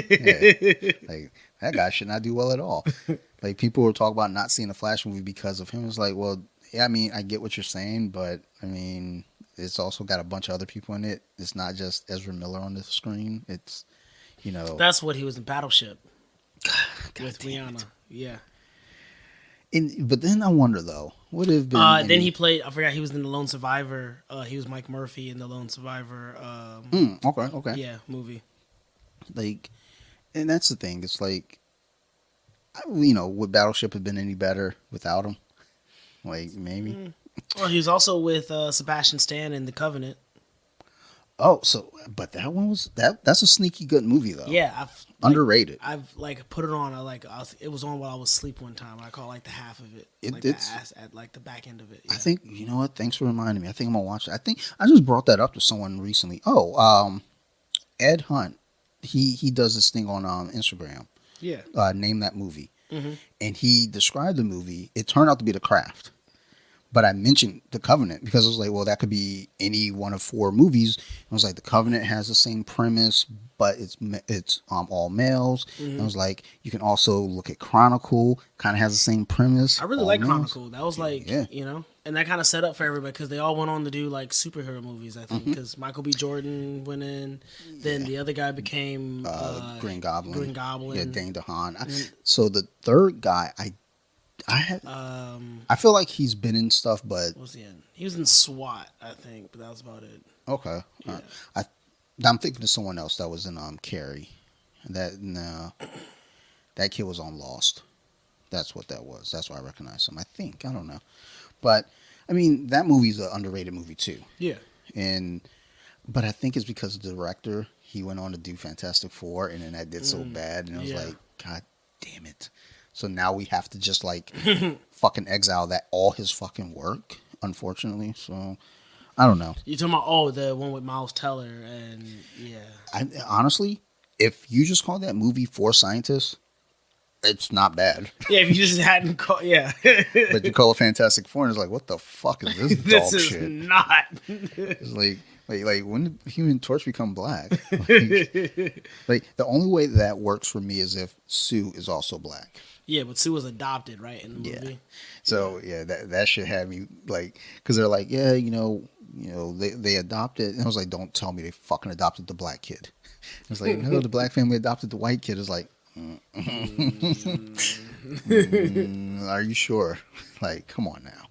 Like if they're both black, I think that would have went over better. And I argue this all the time, and I'm not saying that adopted siblings can't have that close relationship. They can. I mean, I went through the system too. I have a close relationship with my foster sisters, my adopted family. But my brothers, my blood brothers, my actual flesh and blood, much closer. And in the comics, Johnny and Sue have that, it's Yes. something that just maybe, again, I'm not speaking from experience. I have no idea. But I feel like that's just something you can't get from an adopted or foster sibling. It's weird. And again, I'm not saying it's not possible, but based off those characters in the comics and how the story goes, that relationship, them being siblings, it's important to the relationship. Yeah. All completely. And also it's just kind of you don't call it Fantastic Four. Call it anything. Call it I don't know, cosmic people. Call it space rock. Call it any fucking thing but Fantastic Four. And I probably watch it. I probably would have bought it. But I think that was the first time I didn't buy a comic book. No, Spirits of Vengeance. And then those were the first two I was like, I'm not buying those. Fuck those. So movies. siblings in comic book, we did talk about Loki and Thor earlier, and the Storm siblings. Yeah. So back to Shuri as Black Panther, was that the right decision? You think? I think so. For the storyline. I think so. For what they did with the story, that is the correct path. Now when they do a third one, do you transition to M'Baku as Black Panther now, or do you transition to Well, I kind of liked what they did in What If. Like Killmonger's still alive. They Yeah. even brought him back. For the ancestral. Playing in the movie.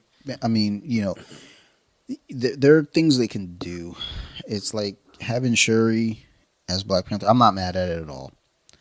I know I've spoken with a few people who didn't like the ideal. I mean, whatever. I think that's a whole different argument though as to why they didn't like it, and that's fine. Fuck off. But I'm fine with it. If they choose to keep it that way, cool. If they go a different direction, cool. I'm just here to be entertained. That's all. At this point, I've stopped having expectations on the films and wants, and just I'm just watching them now as a person watching the films. Now, I will say with Doctor Strange, Multiverse of Madness, I did go in with expectations, and I came out with lots of sorrow and regret. Yeah, that one disappointed me a little bit. I saw it twice in theaters. I considered seeing it twice in theaters just to make sure I wasn't like imagining things, and then afterward I was like, you know what, just let it be. And I almost feel that like how I feel about Dark Phoenix. Mm-hmm. That's how I feel about Multiverse of Madness. Okay. See, I didn't dislike it that much. Like, I think I disliked it a lot because again, expectation. I had an expectation, and that's not to say that they owe me fucking anything. I'm just some dude in fucking a basement. Yeah. But it's almost kind of like there's a path already laid out for the story to go. Mm-hmm. And they're like, well, we want to make this, kind of a horror. So we're going to bring in Sam Raimi. Well, Scott Derrickson, who did the previous movie, or is it Erickson or Derrickson? The previous Doctor Strange director, he's also a horror director. Like, you get stuck with him. But instead, they said, let's bring in Sam Raimi, and then he made The Evil Dead 4. And I was like, I wasn't ready to watch The Evil Dead 4 yet. I wanted to watch Doctor fucking Strange. But, just I don't know. And then the setup for the Illuminati. Yeah. There's all this stuff, and it's like, oh my God, they're bringing, we're getting Professor X, we're getting all this good stuff, we're getting, and there weren't even, I didn't hear any rumors about Mr. Fantastic at all. So when they introduced him, I was like, holy shit. But now we can get an Illuminati for our universe because we still have Professor X somehow. We got, Mr. Fantastic somehow. We got Namor now. Yeah. I don't know what they're going to do with, Black Bolt. I don't know what they're going to do with Black Panther. We'll see. Yeah. And then Doctor Strange. It's, I don't know. I don't know. I get frustrated with that one. Like that one, I watch it how I watch Dark Phoenix. I hate watch it. I'll watch it just for anger purposes. I don't even watch it for the sake of like, okay, this was good. Because I love Scarlet Witch, and I like Elizabeth Olsen as Scarlet Witch. So I was like, this is going to be huge. And then and she was fine in it, actually. Yeah. I thought she was fine. But I think as they, kind of move on with anything, with any of the films, not so much shows, but more so the films, I think everything is massively going to be kind of shifted to prep us for the Kang Dynasty movie and Secret Wars. So I saw Ant-Man. I won't spoil anything. I'll give my general thoughts on it though. As an Ant-Man movie, it was good. It was a good Ant-Man movie.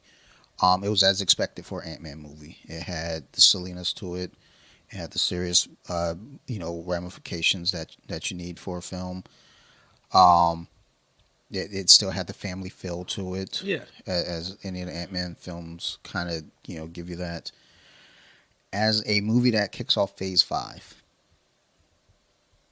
maybe I'm missing something.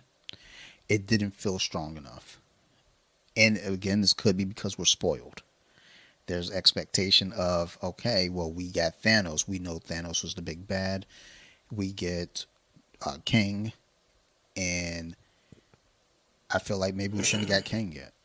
Oh, maybe they brought him in too early. Like, we didn't get Thanos till the very end of Phase 1. Yeah. Like, maybe we shouldn't have gotten King. Maybe we should have had MODOK. as the big bad. Yeah. Maybe we should have a variant of King as the big bad. Well, you don't think we also kind of got a little bit of that in Loki? So, and they could have kind of built off of that though. Yeah. They could have still, because there are all these variants, we could have still gotten, you know, because variants. You Yeah. can use one of them. Um, I, I enjoyed it still, and I'll probably go on Tuesday, across the street to the movie there because it's $4 and watch it again. So I mean, again, I didn't hate it by any means. I just feel like maybe Guardian should have been our kickoff for Phase 5. Yeah, I can see that. I And don't know what the plot of Guardians is going to be. yeah, Yeah. that's why I think it should have been the kickoff because we don't know nothing. So Like, I know it's Batista's last one. Well, it's pretty much this is the last Guardians movie, pretty much, yeah. yeah, I think it's all of them. They're like, yeah, we're done. We're not coming back. I mean, Zoe Saldana's like, I got Avatar money to make. yeah. she was like, look, I'm gonna tell y'all what. Y'all go ahead and keep making your little fucking Guardians movies. I'm gonna make some more $1 billion bangers. James Cameron won 3 more Avatar movies. What? Like shit. I'm like, Jay-Z a billionaire, Rihanna a billionaire, Kanye a billionaire. Shit, I'm about to be a billionaire too. Like, watch. And I mean, like I've been saying, like I'm not sure if I'm gonna see Guardians 3 in the theater, but the trailers really tell me I should. But then it's like, do I really want to go and cry in the theater? Like, I'm not sure I'm really ready for that right now. So, because I mean, losing Groot the first time in Guardians 1 was a little emotional. yeah, like I was like, yo, I wasn't ready for this. I signed Like, up we for love a Groot. fun movie. We are Groot. Like, what y'all doing? So And then, yeah, for the first couple of times that I watched Endgame, the Tony Stark snap got me every time. The first 3 or 4 times that I watched that movie, I couldn't watch it without getting a little like choked up. Like that got me. And then when he was back in the 70s and he talked to his dad, that got me a little bit. Not that the Waterworks didn't turn on. It wasn't Lefty Lucy, but I got some feels from it. But yeah, when Pepper's talking to him, it was like, oh. And then it actually when Peter's talking to him, Yeah. like both of them, I was like, oh God, like how much more of this movie on? I got to get to the car. And then shit, like fucking Wakanda Forever. I think I cried 3 times in that movie. I was just like, fortunately, I went like for the early showing. I was like one of 10 people in the theater, and I sat in the back row alone, like in the dead center. No, there was a lady. No, for Doctor Strange, there was a lady that sat in the row with me at the end, and I looked. I was like, yo, all the seats in this fucking theater, and you gonna sit right here. But Wakanda Forever got me. It got me on the opening, like moment of silence. I was like, fuck. I was like, we can't do it again. And then what else? There's another part, but like the end when you get introduced to the son, and even watching it here at home, that gets me every fucking time. And Sophie looks at me like, Dad, like what's wrong? It's like, I'm all right, baby. I'm good. I'm okay. I got some sand in my eye. Like, sand? What the fuck? And what is wrong with this old dude? Like, shut up.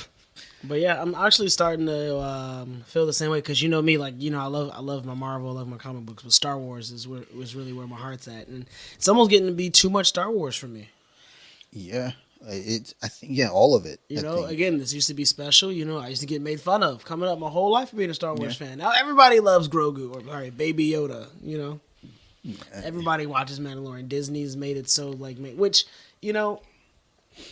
I love getting more content and I love having more access to it, and I love what Dave Filoni's doing. But it's also like, yeah, you make too much of it, it's not special anymore. Yeah, well, that's the UFC. Yeah. Right now, that like coming up. I remember like I was the only one in my friend group watching these fights and having people. Now it's on ESPN. Everybody's watching it. Logan Paul has his Prime Energy drink sponsoring the corners. The Rock and UFC have a shoe with Under Armour now. I just saw that. It's becoming like what I always say with my co-host on Columpton about growing up in the 90s and the early and mid 2000s. You were allowed to be unique. you're allowed to, and you can be unique now, but it's almost kind of a challenge now to be unique. Whereas back then it was like you could like comic books, and the thing is, liking comic books, I went through the ringer of it. I got picked on, and I was one of the bigger kids, and I was an athlete. I played sports and everything. Still got fucking made fun of for reading comic books. I get my allowance. And I'm gonna run around the corner to Comics to Astonish and get some comic books, and it's like, oh, this motherfucker wastes his money. Hey, save that money. We got a keg party to fucking support. Like, I gotta go get the next issue of fucking Fatal Attractions, hologram covers, bitch. And like, I gotta spend my money on comics, And then with Star Wars, there was a handful of us that like Star Wars, and it was an event. Phantom Menace comes out. We're there at the theater. It is an event. Fucking Attack of the Clones. Fucking Revenge of the Sith. It is an event. Fucking Force Awakens. Yeah, it was an event. It came back. It was like, yes. And then all of a sudden it's like, okay, we're going to get a movie every other year now. And it's like, and we're excited until it starts happening. It's like, okay, it's a little much. A little much. Like, dial it back. And, I mean, even with the Marvel movies, that used to be kind of an event in the early 2000s, Now it's like, oh, yeah, it's always, it's funny. Rick and Morty, if you watch that, they make fun of that a lot. And like all the Vindicators episodes, or like they just make a lot of digs at, superhero movies. And rightfully so, though. You go back to, fucking Jane Silent Bob Strike Back. They kind of started it off where they saw the writing on the wall, and they made, kind of fun of that. It was like, where Miramax decided to option, Bloodman and Chronic, and they're like, oh, everybody else buying up properties, this is what Miramax bought. And, you already kind of got the idea, okay, this is, the Hollywood joke. And we're still only getting, Spider-Man, we got X-Men. You get a comic book movie maybe every other year. Maybe, And then once, I think 2008 hit, that's where it started to pick up. Because we got Iron Man, we got Incredible Hulk. And, these are the major label comic book movies. And then... We also got Dark Knight that year. Yep. And, at this point, it's like, okay, we got three comic book movies in a year. That's big business.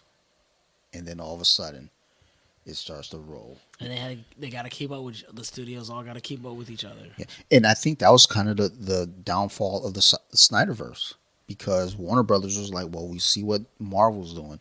We have to keep up with them, because I think Snyder only wanted 5 movies. And in his series of movies, it was supposed to be Man of Steel, Batman vs. Superman, Wonder Woman. I want to say Aquaman was not. I think it was supposed to be Flash and not Aquaman, and then Justice League. And that was supposed to be it. And Warner Bros. Was like, nope. We want Aquaman. We want Suicide Squad. We want Batman. See, I didn't dislike either Suicide Squad movie. Neither did I. I didn't watch the second Wonder Woman. I was told to avoid that one. And that you still should. Yeah. The first one was great. I loved it. The Shazam movie, that wasn't bad. I cried during that when he found his mom. Oh yeah.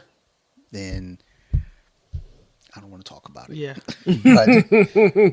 but yeah, that was a surprise fucking hit for me, because I bought Joaquin Phoenix's Joker, and I didn't hate that movie. I like that one too. I like it. I just didn't like it as a Joker movie, and I was mad that I spent the money on that movie. And I skipped over buying Shazam, because I was like, oh, I'm going to spend my money on, Joaquin Phoenix movie. Yeah. Like, let's buy this. It was a good movie. But like I said, the Joker was a little bit different for me in my head. Yeah, I mean, if they call that movie, psychiatric problems, I would have like, yo, that's a fucking movie. That's a hit. They called it Joker, and I was like, it's fine. It's a good movie. I don't think it's a good Joker movie, but it's a good movie. But again, we're spoiled. I mean, we're comparing it to like Heath Ledger, Jack Nicholson. Oh, and that's the thing, though. I don't completely hate the Jared Leto Joker. Like, I didn't hate that at all. I feel like, I don't know. Like, I didn't hate his Joker. There's just things about Jared Leto, and I like Jared Leto. There's just something about that man doesn't age. No, he's a fucking vampire for sure. Yeah. He's a legit vampire. I know it. I have proof. and I will Him, stake him this and Keanu. motherfucker. Keanu Reeves doesn't really age either. But Keanu's cool. He's Yeah. nice. He's not trying to run a cult like Jared Leto. Like that fucking guy is like, dude, just fucking own up to it. Just tell us about the fucking cult. We know it's gonna happen. But I do respect the fact that all the Jokers are different. Yeah. I like that. I like that everyone has their own spin on it, and that's the way it should be. I just, again, I didn't like the not Jared Leto, the Joaquin Phoenix version because I felt like with Joker, there's a lot of ambiguity with his origin, Mm-hmm. and it's like, well, we're gonna just go ahead and plop it because they they even said, it was like, well, look, we're not gonna take anything from the comics. Well, there's not really anything to fucking take from the comics, Yeah. so like Nobody really knows who we got our speculations, but yeah. like big fucking deal. You're not taking from the comic, like no one is. Ain't nothing to take. But that he's Thomas Wayne's like love child, or Yeah, and like even with that, it's like, okay. I mean, I'm not mad at that. Them playing with that idea. It's just like, look, it was kind of funny. I don't know if anybody else got it, but when I was in the theater, and the scene where like he kind of smothers his mother in the hospital, like hey, I saw him. He did that in Gladiator. it's like, I wonder how much input he had on. I was like, you know what I should do? Like, well, yeah, what should you Well, do? it worked great last time. Watch, I got you. You ever see Gladiator with Russell Crowe? Actually, you probably even say with Russell Crowe. Like, you ever see Gladiator With me. With me. It's like, okay, like I'm listening. Just hear me out. I still remember seeing him in, what was the movie? Fucking To Die For with Nicole Kidman. Yeah. Like that just recently came on somewhere, and I was like, oh my god. What was the other one? Walk the Line. Yeah, he played Johnny Cash. He did. I like that one. Yeah. Like he's a really fucking good actor. What was he in Ladder 49? Well, they're doing the sequel to the Joker movie, and Lady Gaga is going to be Harley Quinn. There's I posted recently some pictures that they've shown of it. Nothing really revealing. Didn't she ruin a marriage the last movie she was in? Something like that. It's all right. It's all right. She look. I used to hate on Lady Gaga. She's a cutie pie. Yeah. I mean, I'm sure Sarah will be okay. She'll be all right with it. But there's a rumor about her too, like her career and how it became what it is, and they're like, yeah, she might have killed somebody. Like, oh, god damn! Yes, let her be Harley Quinn, please. I don't want to see somebody else get killed.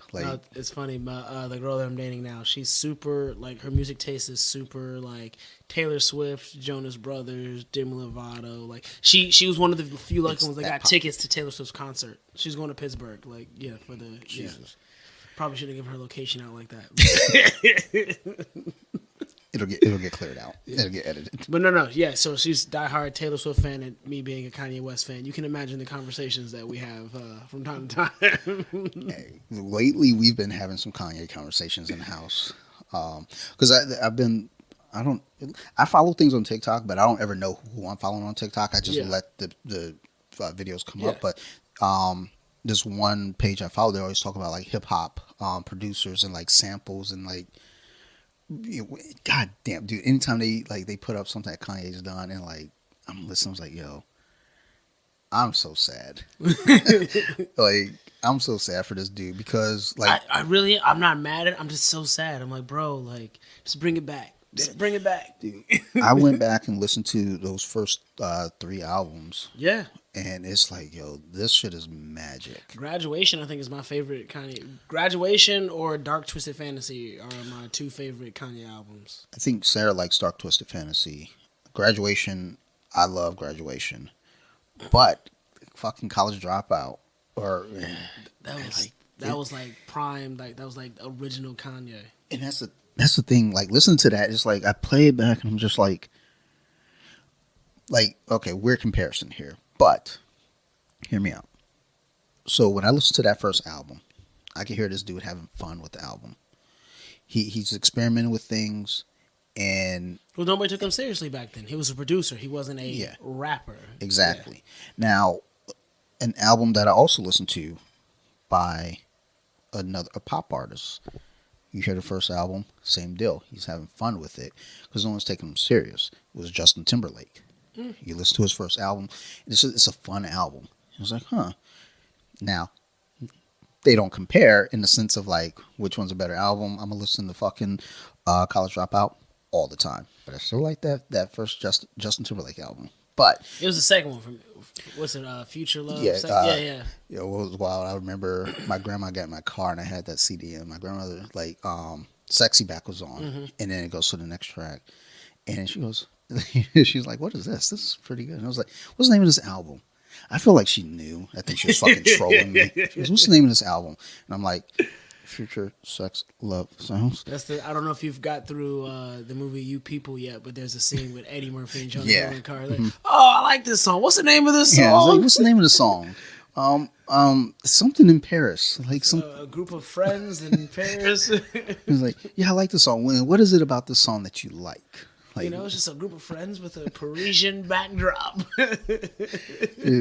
like, but yeah, when I go on this one TikTok account and it'll bring up like just, great samples of the 2000s. Kanye's all over it, and it's like, I listen to him like, dude, I'm so fucking sad. Then I'll turn off my earbuds and like let Sarah hear. I'm like, no, listen, like you have to listen to how this was constructed.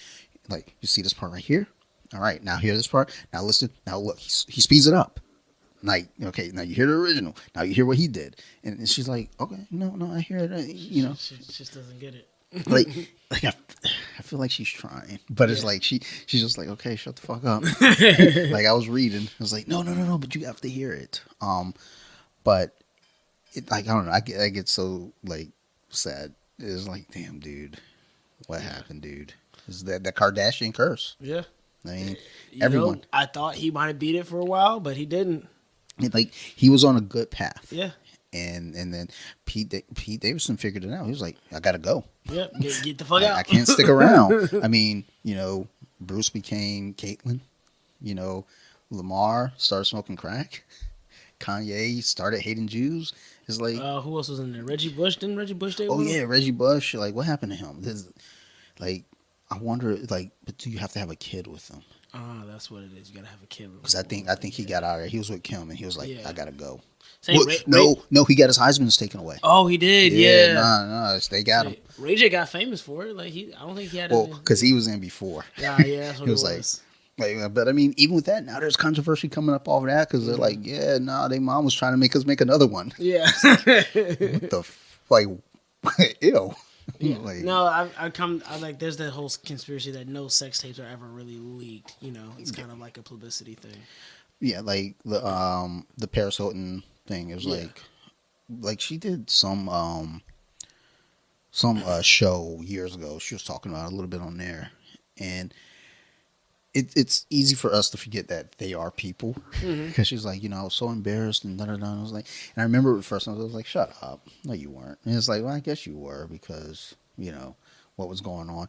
And then you got the Kim Kardashian video, which, I mean, like, that one was wild because like apparently the mom was like, yeah, I'm gonna go shop this around. It was like what? Look what it did for Paris. Yeah, and I think Paris was the one who told her, like, yeah, just go ahead and make a sex video. It'll be all right. Like, really? So that's what we do now. I mean, because, by that logic, I mean, everyone should just be like, all right, well, fuck it. Your funds are low? Well, that's... Well, now everybody else has OnlyFans. You just... Yeah. Like, I got friends talk about, yeah, I do feet pictures on OnlyFans. I'm like, I mean... Do you get your money? Get your money. Hey, Like, I ain't mad at it. like, I just go on Instagram and get banned, like, once a month. Oh, so that's what it was. Me and my girlfriend were scrolling on Instagram at the same time, and I follow jujitsu pages, and she follows her pop artist, whatever, and we both look up at the same time. Different inflections in her voice go like, Demi Lovato got her purple belt. And then she goes, look, babe, she got her purple belt. Because she's starting to learn about it because she's been coming to me to my tournaments and everything, and she's been filming and meeting my coaches and teammates and been kind of in the lifestyle, so it's like she's starting to appreciate it, and she's like, oh, look, Demi Lovato, this person that I like, she does it too, and I'm like, does she though? Yeah, when I saw the post, I was like, really? I didn't know you were still training, but okay. And that's not to attack her as a person, although a lot of people would. It's more so it's any celebrity. Like celebrity belts are always kind of iffy to me. Well, you saw the video of Ashton Kutcher training with Craig Jones, and it's like, Purple or brown belt. The other one, maybe Ed O'Neill, maybe. Look, because Al Bundy was doing that years ago, I'm gonna give and he played for he's an athlete, so I think he's legit. I And mean, Keanu, I forget what level Keanu's what. I think he's purple. Purple, yeah. Purple? I would believe that one. I think so. And I know Hollywood acting is one thing, is all choreographed, but just seeing his And Tom Hardy movements- competes. This is legit too. Yeah. Yo, imagine. I mean, we're blue belts. Imagine showing up to a tournament. We're in the open class, and you look across, you see fucking Bane Fuck. with the mask and all. I was just like, I was like, oh. I don't know, man. Like, I might get a hamstring injury. I don't fucking know, because there's just something sinister about like, Bane. He's got the mask on. It's like you look over at the ref, like, he got to take that off, right? I can't even fucking wear a rash guard on my fucking gi. He can't wear that mask on here. Take that shit off. Nah, fuck that. And then fucking AC Slater, Mario Lopez. Yep. I think he's a purple belt now. He competes, so. Before he died, I used to see Anthony Bourdain at the New York Open at tournaments and stuff. I think Paul Walker was a blue belt. Okay. I believe. I be making shit up sometimes, so I don't know. Like, it's easy to Google it right now, but I'm not going to, because like that's the beauty of like conversation. Like that's like there used to be a point where like you can just like talk about shit and not have Google there, and like it could be right, it could be wrong, and then you'll figure it out later, and then you come back to it. Everybody's so quick to like fact check you. And I hate being fact checked. My co-host will fact check me on some shit, and I'll smack his phone right out of his hand. I'm like, stop. We're talking right stop now. that. We're having talking a about conversation. Damn it. we're talking about Nelly Furtado once, and I was like, I think she's like from Brazil. I was like, I don't think she's from Brazil. I was like, she looks like she's from Brazil, dude. He pulls out this one. No, she's from British Columbia. I was like, fuck you. like she's from Brazil in my heart. that better family's from Brazil. But no, like the whole Demi Lovato getting her purple belt. I mean, congrats to her. Yeah. I don't know. I mean, I know when she got her blue belt, Rashad Evans spoke out and was like, look, I've rolled with her. She's legit. So, there are people that speak up and, they know. And it's always easy for us on the outside of exactly. Hollywood. Like I said, I don't know her. I don't know what type of training she's getting. I've seen a couple of highlights on Instagram. I could be totally off, Now, she has said that she only does strictly privates. And I think that's where people so that's why I feel like you're missing something. Like, if I'm not even saying you have to compete, but just from that class, different looks from like, everyday people. Everybody rolls differently. You're not gonna, you need to see different, techniques and different styles from different people. Yeah, I mean, and even if like you're working on something, and you're like, last week we're working on the armbar from the guard. Okay, we're gonna start from the guard. Of course, should we go for it? Yes, go for it. We just learned it, but I know you're gonna go for it. So now you have to like work around doing a move that somebody knows you're going for. But it's the same thing as like celebrities, hitting pads or anything like that, or anybody at this point. Even myself when I hit the back, that's cool. Pads or the back don't hit back. I mean, are you really that good if you can't handle some type of like adversity in your sport or martial art or whatever? Agreed. I don't know, but I wish her well. Kudos.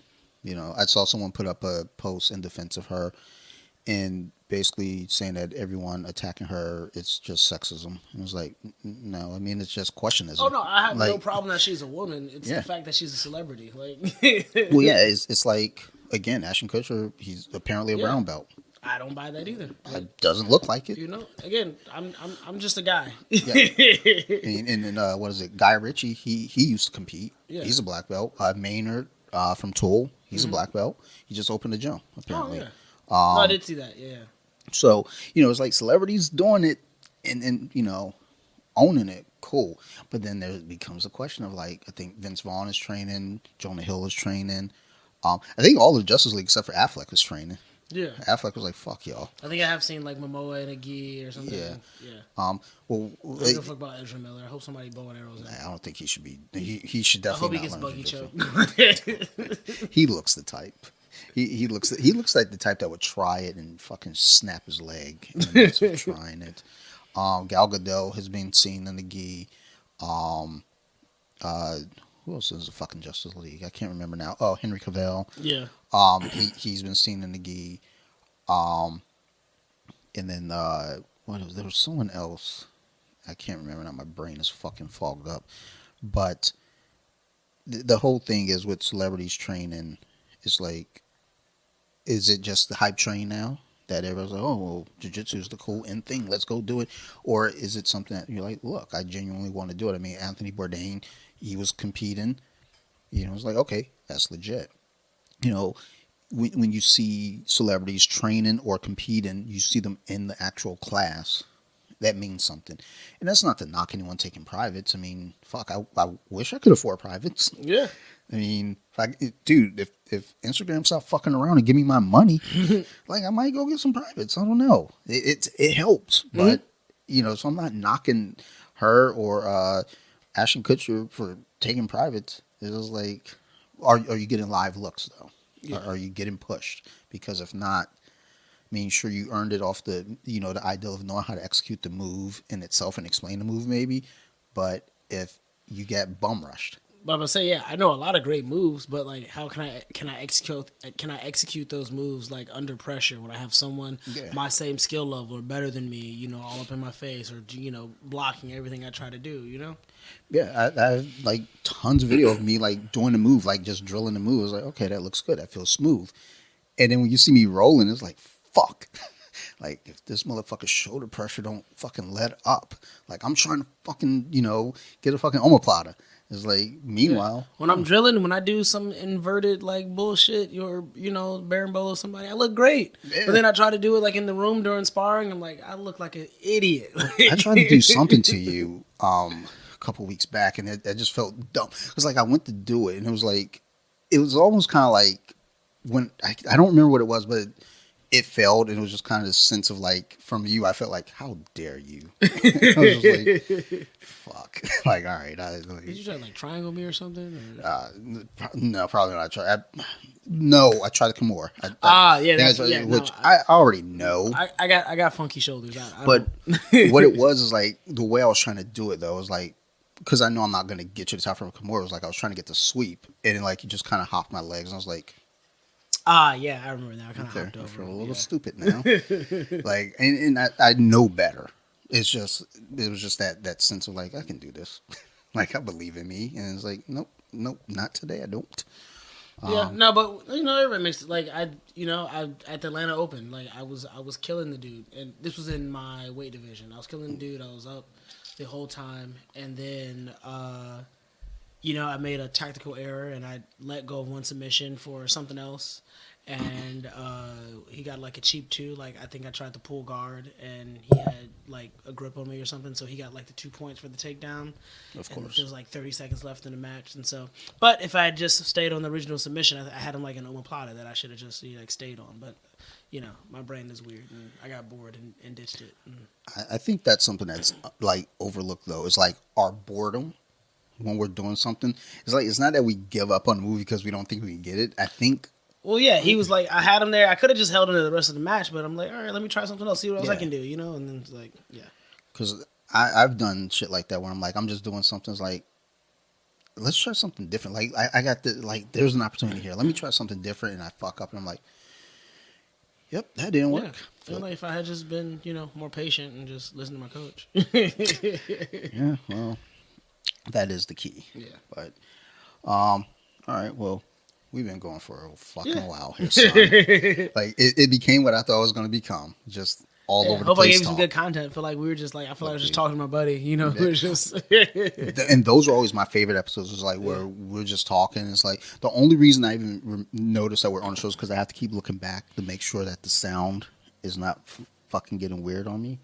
But it's like we're just having a regular conversation, just talking comic books, talking movies, talking jiu-jitsu, talking. I will say the last thing about Wakanda Forever that it did feel like a piece of home because Ryan Coogler and what's the actress she plays Riri Williams? Yeah, I don't know her name. I just had her name up here for a second. Like I liked her in it too. I didn't think I would. Yeah, Dominique Thorne. They're both from Chicago. Nice. Yeah, so I saw the Chicago flag in her dorm room at MIT, and I had one of my friends from back home was like, yeah, so Black Panther 2, that was pretty much the Latin Kings versus the GDs. And I mean, like, look, Joe, I don't have to keep fucking repeating this on my show.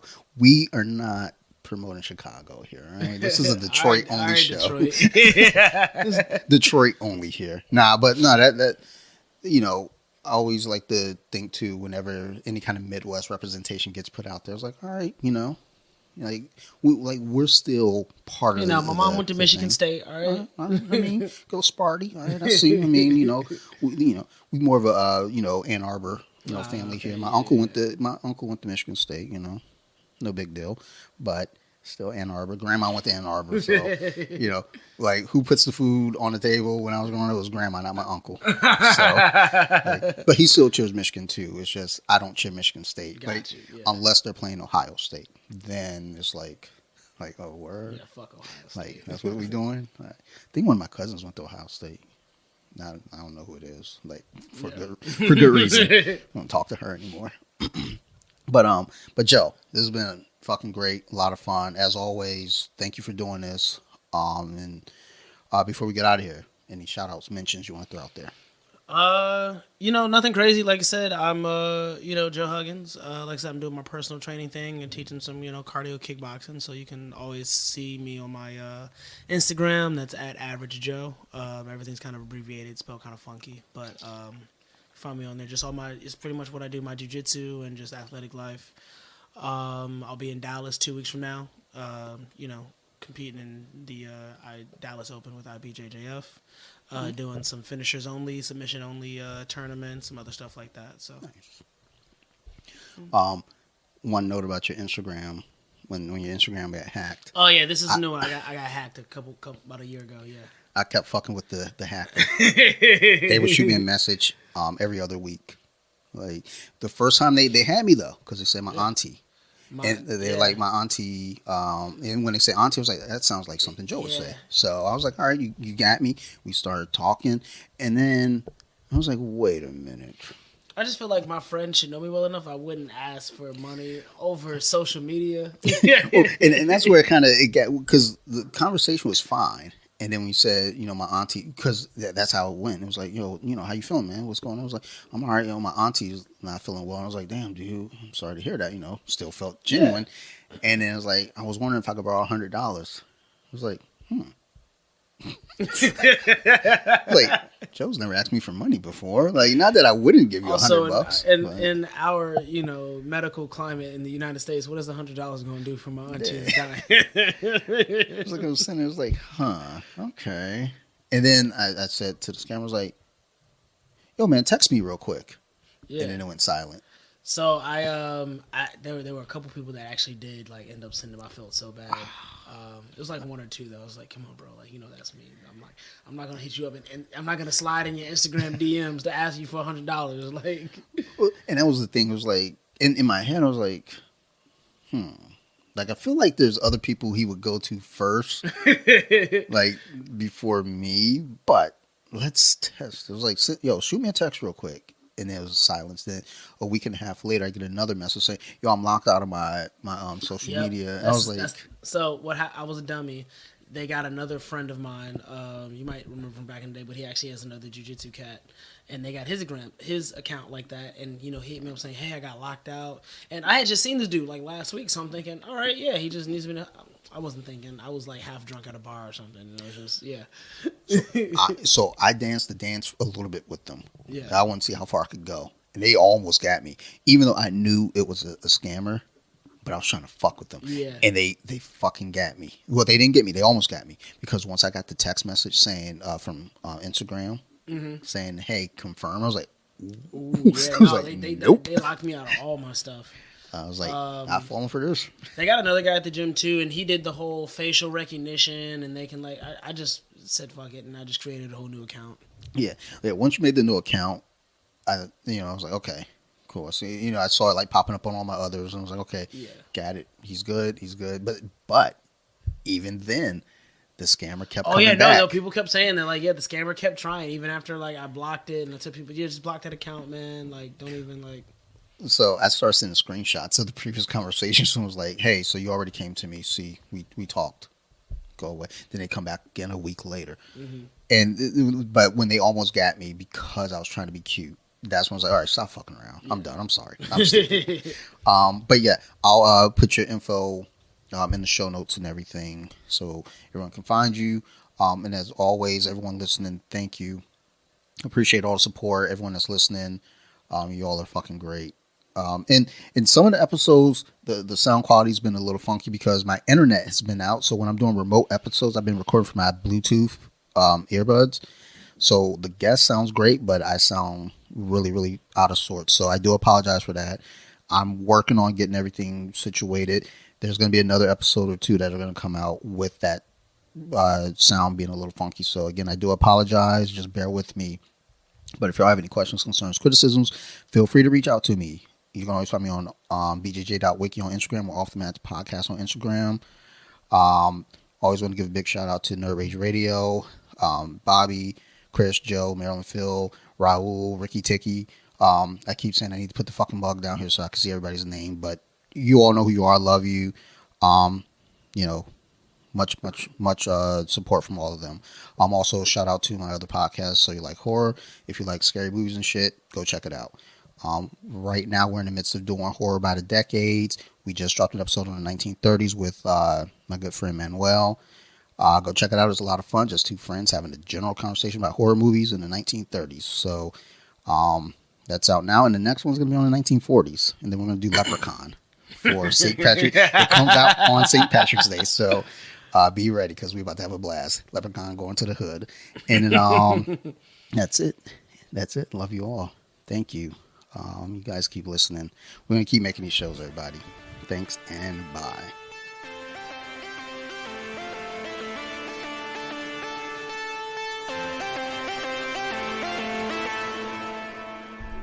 They with it. Now let me sing a song.